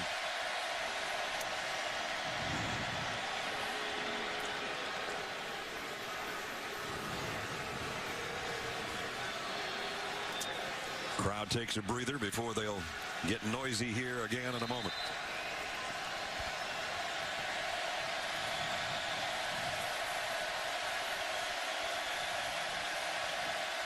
Boykin gonna heave one long.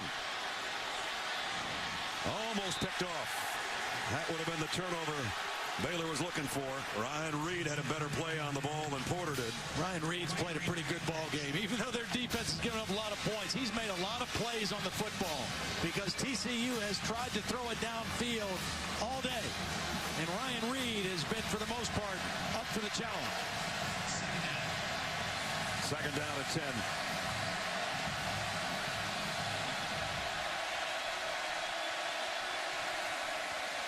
Option to Hicks. Hicks with a stiff arm. Nice run. Run out of bounds in front of the Baylor bench. Picked up about 4.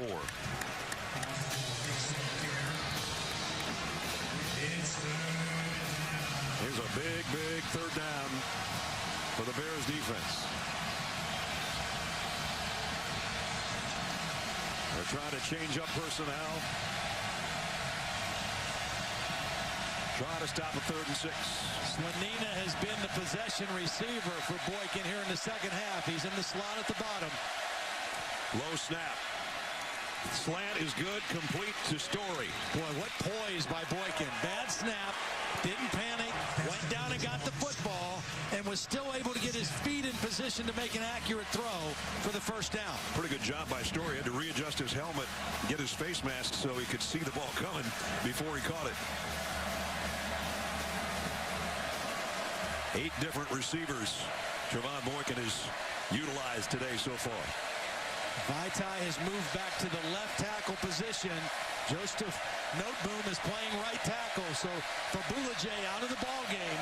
They're starting left tackle here on this possession. Boykin runs out of trouble and got about 4 yards. KJ Smith was applying the pressure. He got around that. Nice job picking up what he could. Here's Fabulajay, who Todd was just talking about. Actually a 5-yard pickup for Trevon. Second down and 5 at the Baylor 49. As we approach 9 minutes. Boykin's got cramps. You see him pulling on his foot. He's got a cramp in his calf, in his right calf right now.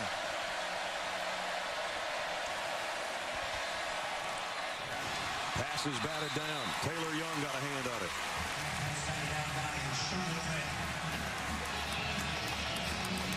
Well, they had 2 guys running into the same area as well. A little miscommunication by the 2 slot receivers on that second down play. Can Baylor's defense get TCU off the field?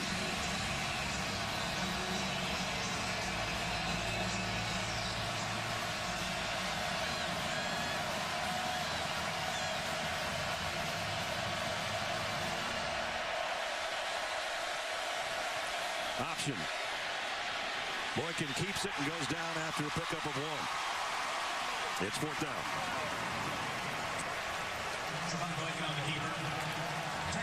Good stop by the Baylor defense. You know, the good news for them also is because Boykin ran out of bounds, because Aaron Green or Hicks ran out of bounds, because there was an incomplete pass, the clock they didn't lose much time until that play. That was the only play where the clock kept running at the end of the play. Ethan Perry to punt, and that's Levi Norwood on the other end.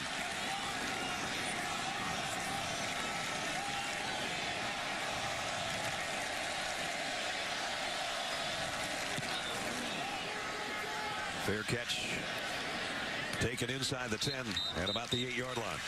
8:02 remaining. Baylor's got it back, but they're 2 touchdowns back.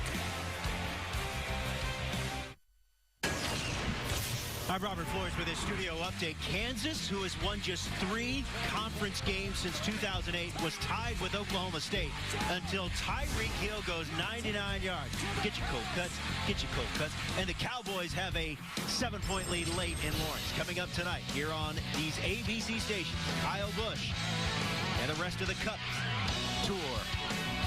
Racing in Charlotte, Bank of America 500. Brad, back to you. All right, Robert. Baylor 92 yards away from trying to make it a 1-touchdown game, and there's going to be pass interference and maybe a horse collar on top of it on Kevin White. Yeah, not a very smart penalty because that ball was probably not going to be caught. It looked like it was going to be an overthrown pass.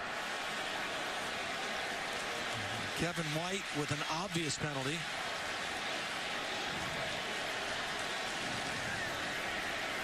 He got beat quickly to the inside, and I think he just panicked after that. Pass interference defense, number 25. The result of the play, first down.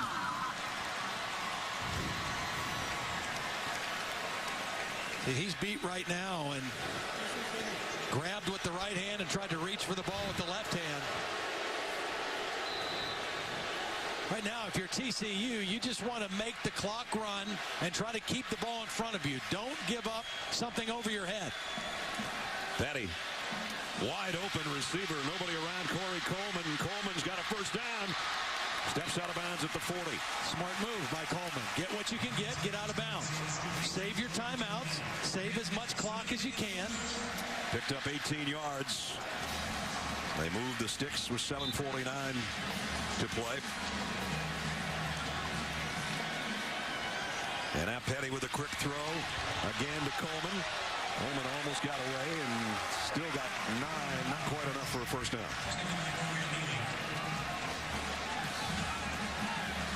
Well, the Bears know they got to put the pedal to the metal and keep on picking up first downs. And here's another one. Linwood.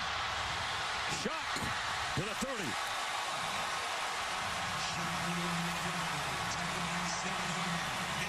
"22 more yards. Pulled the backside guard, Jarrell Broxton, with a nice block. Sneak a run in there every now and then. They almost popped that one for a touchdown. Yeah, and ready for play at the 29. It's Chafin, and he's tripped up after a short game by Dawson, the linebacker. See, the beauty for Baylor is their whole offense on every down, every quarter is a 2-minute offense. It's a hurry-up offense. So they're not playing any differently now with any more sense of urgency at this point in the game than they would when they started the game. So they're built to try to come back in this situation. Play action on 2nd and 9. Long ball, streak on the sideline. Touchdown. Goodley.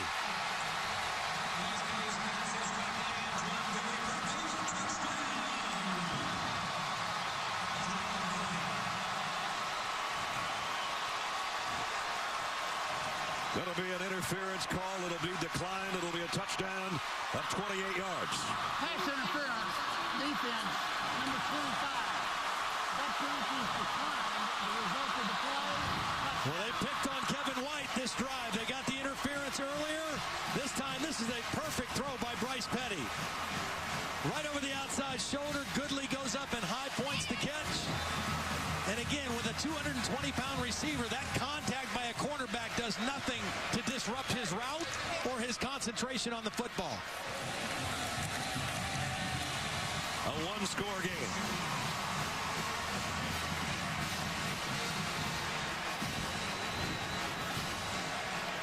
Bryce Petty, they ran it for some success. Go right back to play action. Good protection. Out over the outside to your mature receiver, Goodley. That strong body fights off the contact and goes up and makes a strong-handed catch over Kevin White. Said they were 92 yards away from making it a one-score game. That's what they made it. And it only took them 1 minute and 23 seconds to do so. Career-high game for Bryce Petty, who's thrown 2 interceptions, but now 451 and 5 touchdowns. And in the highest scoring game in this series history that dates to 1899, 58-51. No, we're not done yet. Nope.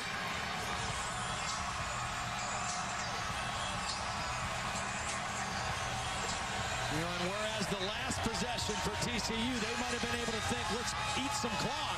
They didn't do that. Now, they can't think that way. They got to think aggressive and scoring again. Again, pooch kick. This one, diving catch at the 35-yard line. I don't get it. I just don't get it.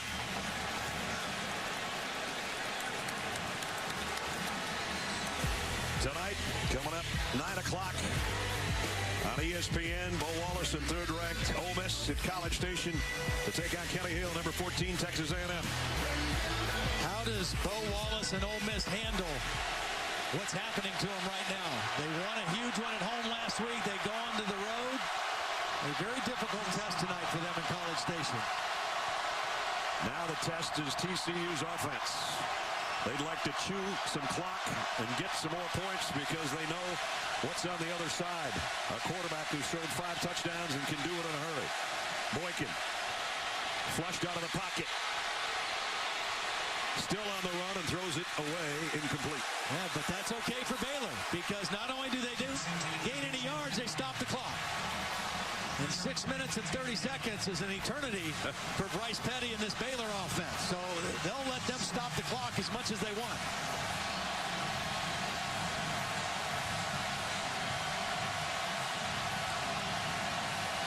Second down and 10 at the 34.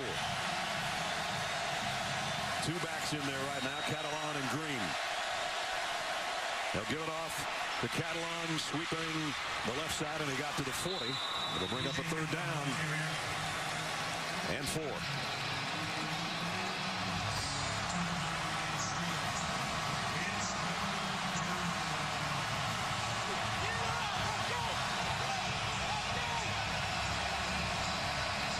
Fans don't need much urging, but they're getting it from the Baylor sideline.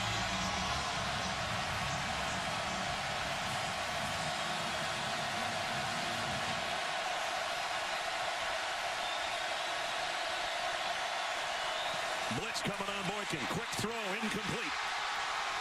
Baylor's going to get it back.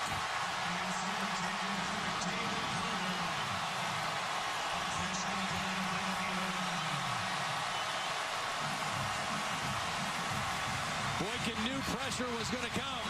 He actually got it picked up by Catalan. His back did a nice job picking up the blitz. He rushed that throw a little bit, and when it is inaccurate, and they got to punt the football. Great kick.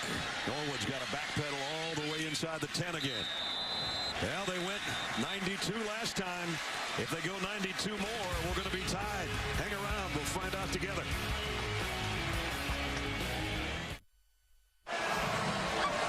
Welcome back to the Dr. Pepper Championship Drive game of the week. It's been a dandy. Right now, Baylor needs another championship drive of their own to tie this thing up. The TCU only was able to eat up 58 seconds of clock on that last offensive possession. So Bryce Petty takes over. 5 minutes and 41 seconds left. We talked about strength on strength. Baylor offense, TCU defense. Petty fires deep down the middle. Got it. Flags down. Cannon with the catch. Cannon with the catch. Flag in the area where you might expect holding on Baylor. Nope. Maybe an illegal hands to the face on TCU in that same area. Personal fouls. Defense. Number 96. Hands to the face. 15 yards will be added to the end of the play. 1st and 10. Wow, that's a big play. 15 on top of what they picked up. 26 on the pass play. There it is right there in the middle. Actually, he had his hands on the jersey, but it was pushing up into the face mask. Bears at the midfield stripe. Down a touchdown. And on the ground, a nice run again by Linwood. Hesitated a little bit. Found the hole he needed and got 10.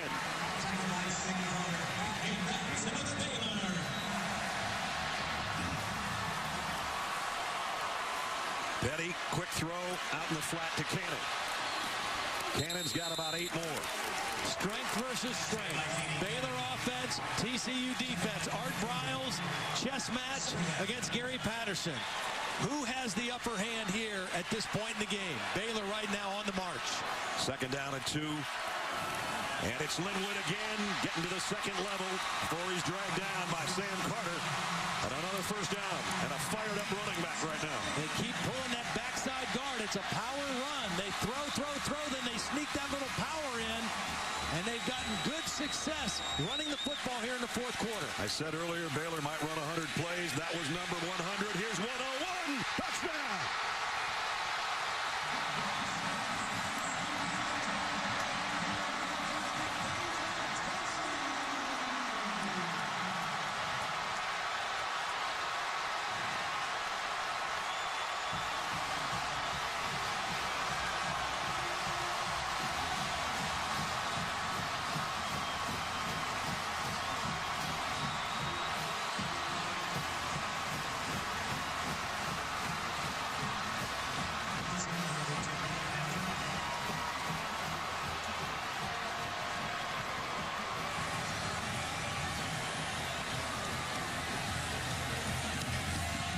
yards in 5 plays. Just under a minute. And we're tied at 58. Well, what a beautiful throw by Bryce Petty. Play action. Lofts it up perfectly for Coleman, who had beaten Tejada on the play.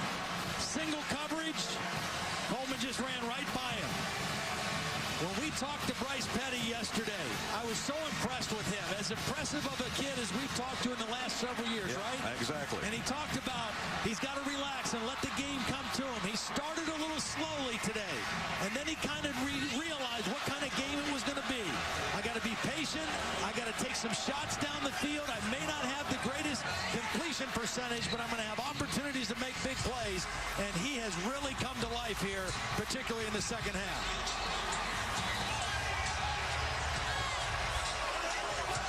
I almost wish I was down there with those guys. Yeah.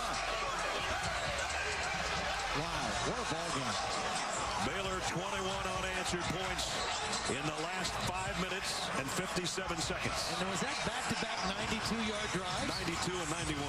Jeez. One took a minute 23, one took 59 seconds.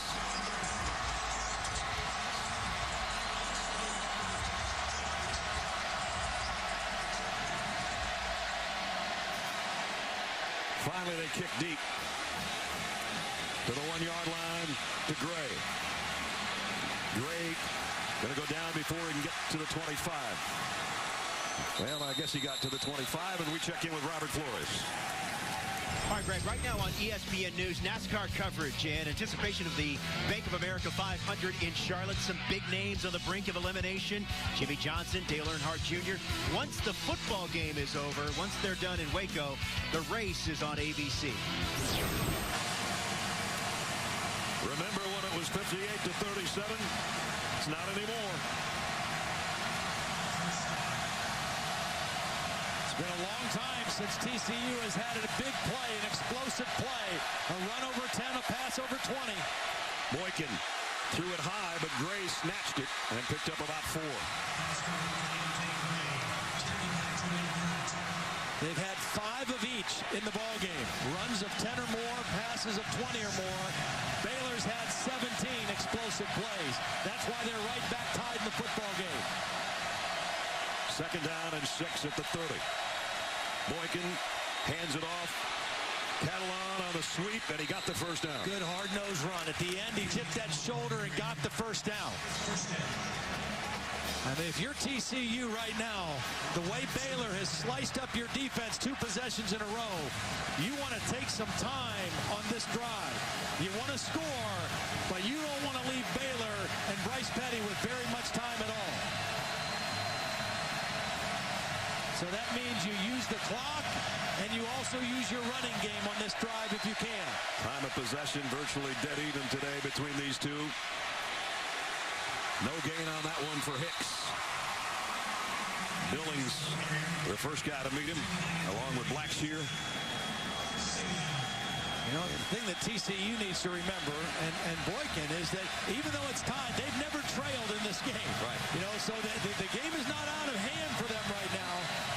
They just got to stick to what they've done when they had success offensively. As we approach the 3-minute mark again, off the left side goes Aaron Green. And now we got a huge 3rd down upcoming.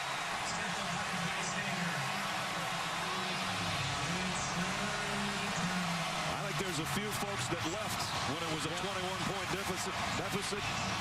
They're all going to say they were here right now. Well, there's a bunch of them still here, that's for sure. 3rd down and 8. You'll know in a second whether or not they pick up this first down or not by the crowd's reaction. Blitz. They do get it. Boykin with a perfect strike to Porter. What a big-time throw by Boykin. He knows he's going to get hit. The pressure comes right up through the inside. The worst place you want it to come if you're a quarterback. He stayed in there, stepped into the throw, and delivered a strike for the first down. A little confusion, I think, as to who they wanted in there personnel-wise. They come in with a couple of tight ends. 2 critical 3rd down conversions on this drive so far. The run by Catalan and that throw right there by Boykin. Catalan's in there with Boykin in the backfield on 1st down at the 48. He'll get the handle. Only got about a yard and got drilled. Oakman and Young on the stop. We're under 2 minutes. Like I said, 2 third-down conversions. The run by Catalan was a second-down run. That pass for Boykin was a third-down conversion. But those first downs keep the clock going, and that's what you want if you're TCU. You want to score or put yourself in position to score, but limit the time Baylor might have. You saw Oberchrome warming him up on the sidelines. 2nd and 8. Boykin through his receiver fell down. Juwan Story slipped out there. It was a corner blitz. The first time Baylor's shown that, a corner blitz from the short side. And that's one where the quarterback and receiver have to be on the same page to read that. Boykin saw it. I don't think Story did. Another third down. They got 10 last time when they needed 8. Last time Baylor blitzed. Let's see if they drop in coverage on this third down or come after him again. Boykin, empty backfield. Throws the slant again. This one's too high. Incomplete.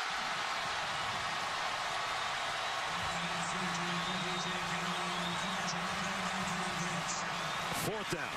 Colin Brent's on the coverage. He's had an active football game. He was a walk-on his first 4 years.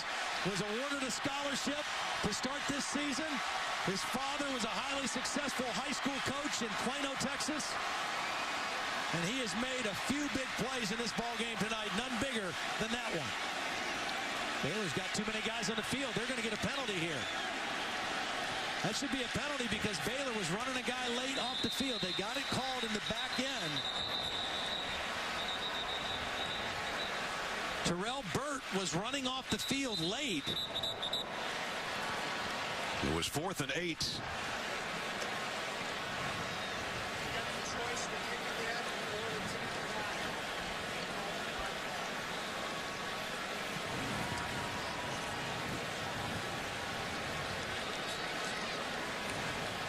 So the officials with the conference going on.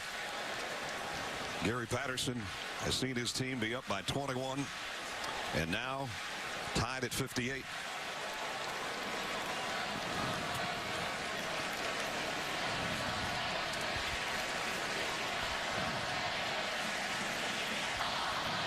Substitution infraction by the receiving team. The penalty will be enforced from the previous spot. 4th down. So it'll be 4th and 3 now. Gary Patterson wouldn't try to pull the trigger here on 4th and 3, would he? They need to get to the 42-yard line. Well, if I'm Baylor, I'm playing safe here. I mean, I'm playing safe punt return. I'm not going after the kicker. They're going for it. They're not going. They're not going to punt. They're going. I think Gary Patterson is saying, I don't think my defense can stop Baylor again, and especially if we go to overtime, I don't like our chances of stopping him. We have to try to win the football game here. Now he calls timeout. TCU, it's their first. So he's got timeout is 30 seconds. Extra half minute to think this over. Well, I don't know if he just wanted to see what kind of defensive look, if he could run a play against I don't know. We'll see. He's still got Boykin right there with him. Boykin talking to his offensive line.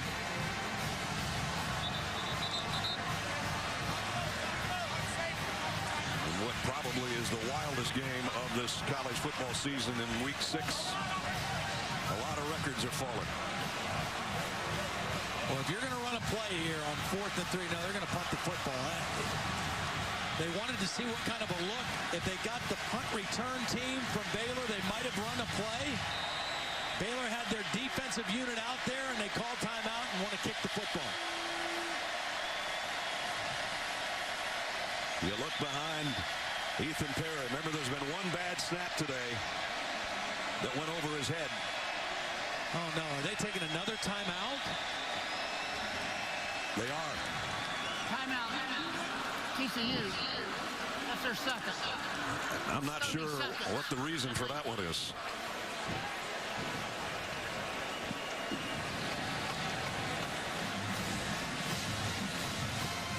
Petty just waiting on the sideline right now, waiting for one more chance. Is he going to get it or not? We're about ready to find out.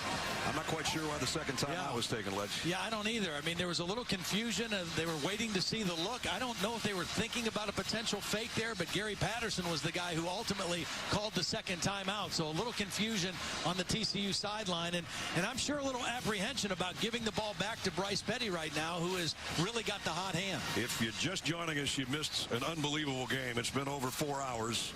We've got a tie game at 58-58. And it seems like about 5 minutes ago of clock time, it was a 21-point lead for TCU. Right now, Baylor, who's about to get the football back, 753 yards of offense. Nope. And now they're going again. Unbelievable. I don't think Gary Patterson believes that his defense can win the game for him. He's going to put the ball in the hands of his quarterback, Trevon Boykin. And Boykin's all by himself in that backfield. 4th and 3. Boykin gonna loft one deep on the sideline, broken up. Baylor's gonna get it back.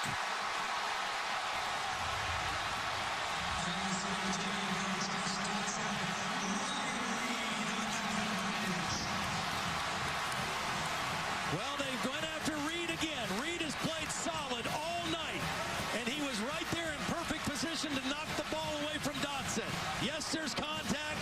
Yes, there's some pushing and grabbing by both guys, but on 4th down, you don't make that call. Ryan Reed with a big-time play. So Baylor takes over at its own 45. 1:11 to go.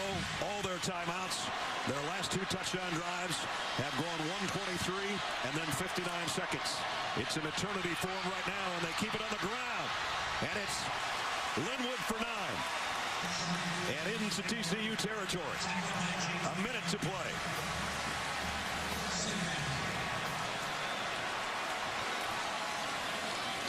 Linwood again got the first down by a couple. Clock stops while they move the chains. No need to use a timeout at this point. Callahan has done well today, but has not been asked to kick anything long. In fact, 29 is his longest of the year, and that was today. Petty going long. Had a guy wide open, Cannon, and missed him. And missed him badly. Cannon had the safety, Derek Kindred, turned around on the outbreak. And Bryce Petty, who has been super sharp here in the 4th quarter, just missed that one. 2nd down and 10 with 41 seconds remaining in regulation.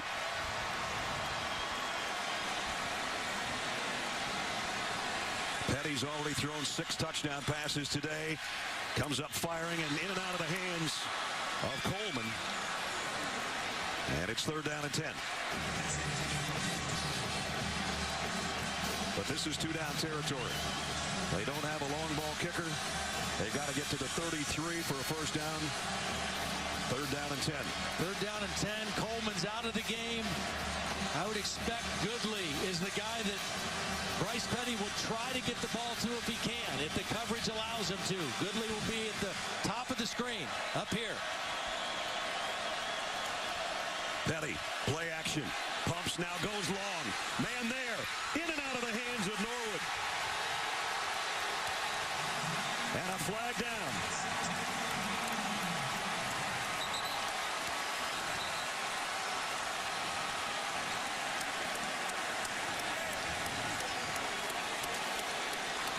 Pass interference. Defense number 3.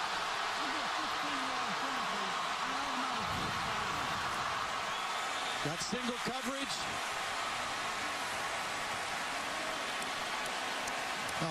You know what? I'm going to tell you what. I don't think that's any worse than the play on 4th down that we saw Ryan Reed not get called for. I don't think you make that call pass interference. I'm sorry. I do not agree with that call. Gave Baylor the first down they needed at the 28-yard line. TCU had a 4th down play. There was contact. There was pushing. Ryan Reed made a nice play. No penalty. Petty, he's thrown 6. Incomplete on that one. Never gave his receiver a chance. Jay Lee, as that one goes out of bounds. Down to 27 seconds. Again, Callahan is warming up.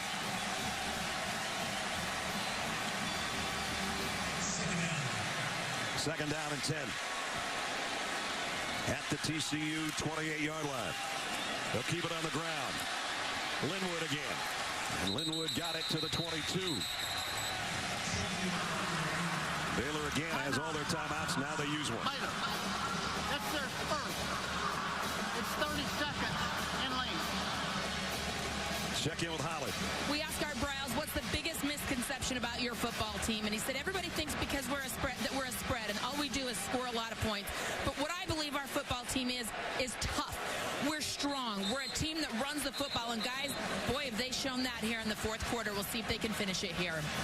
Third down and 4. Right now, if they ask that young man to win it, he would try from 39. The way this game has gone, it might end up on a touchdown in the next play for all we know. Very easily could.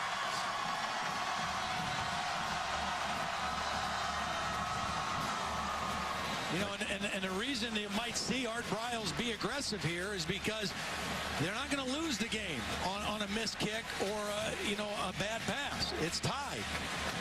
You know, they're looking at it right now. Worst case scenario, we go to overtime at home, and our quarterback is hot. The only thing you don't want to do is take a sack or throw an interception. Third down and 4 for Bryce Petty.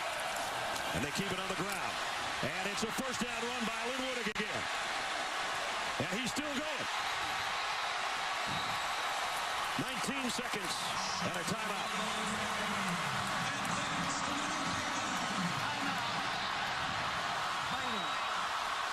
That's their second timeout.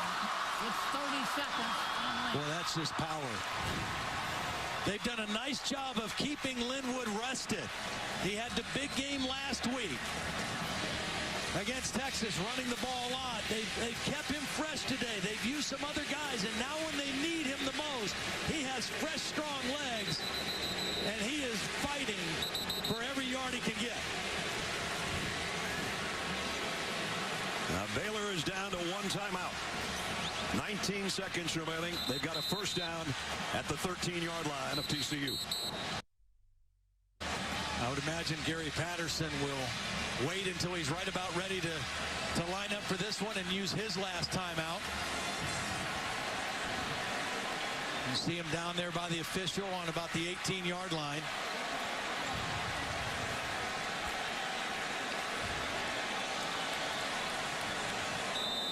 They spot it at the 18. And now the timeout. Timeout. TCU. Callahan just trying to stay away from everybody.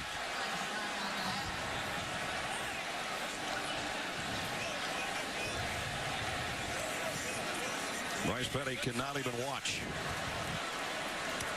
6 touchdown day for him. Will it be enough? It was on his right arm that got him back in the game. And now it's going to be on the right leg of one of the smallest guys on the team.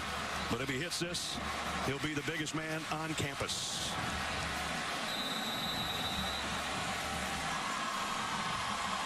Chris Callahan from 28 for the most improbable of comebacks and the win. He got it.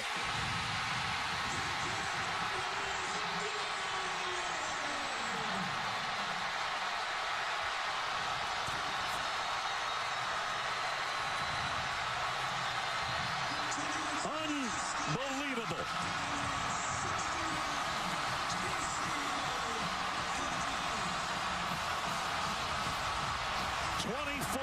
Unanswered points in the last 10 and a half minutes. And Baylor has come from behind, shocked TCU and the entire country.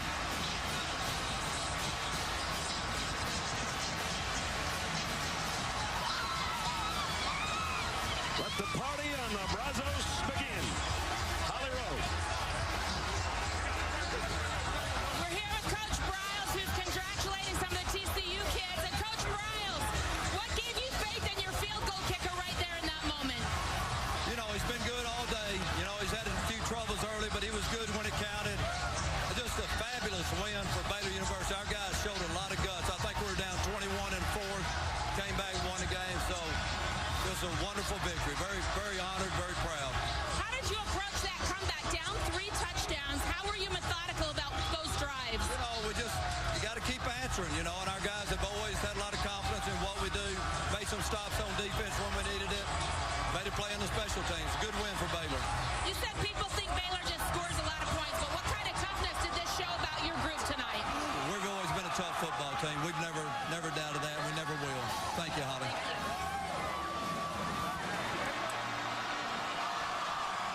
What a scene.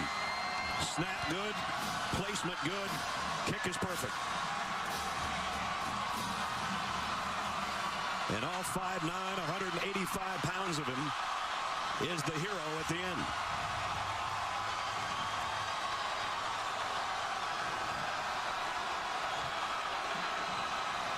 They've played this one now 110 times. You're never going to see another one like this one today.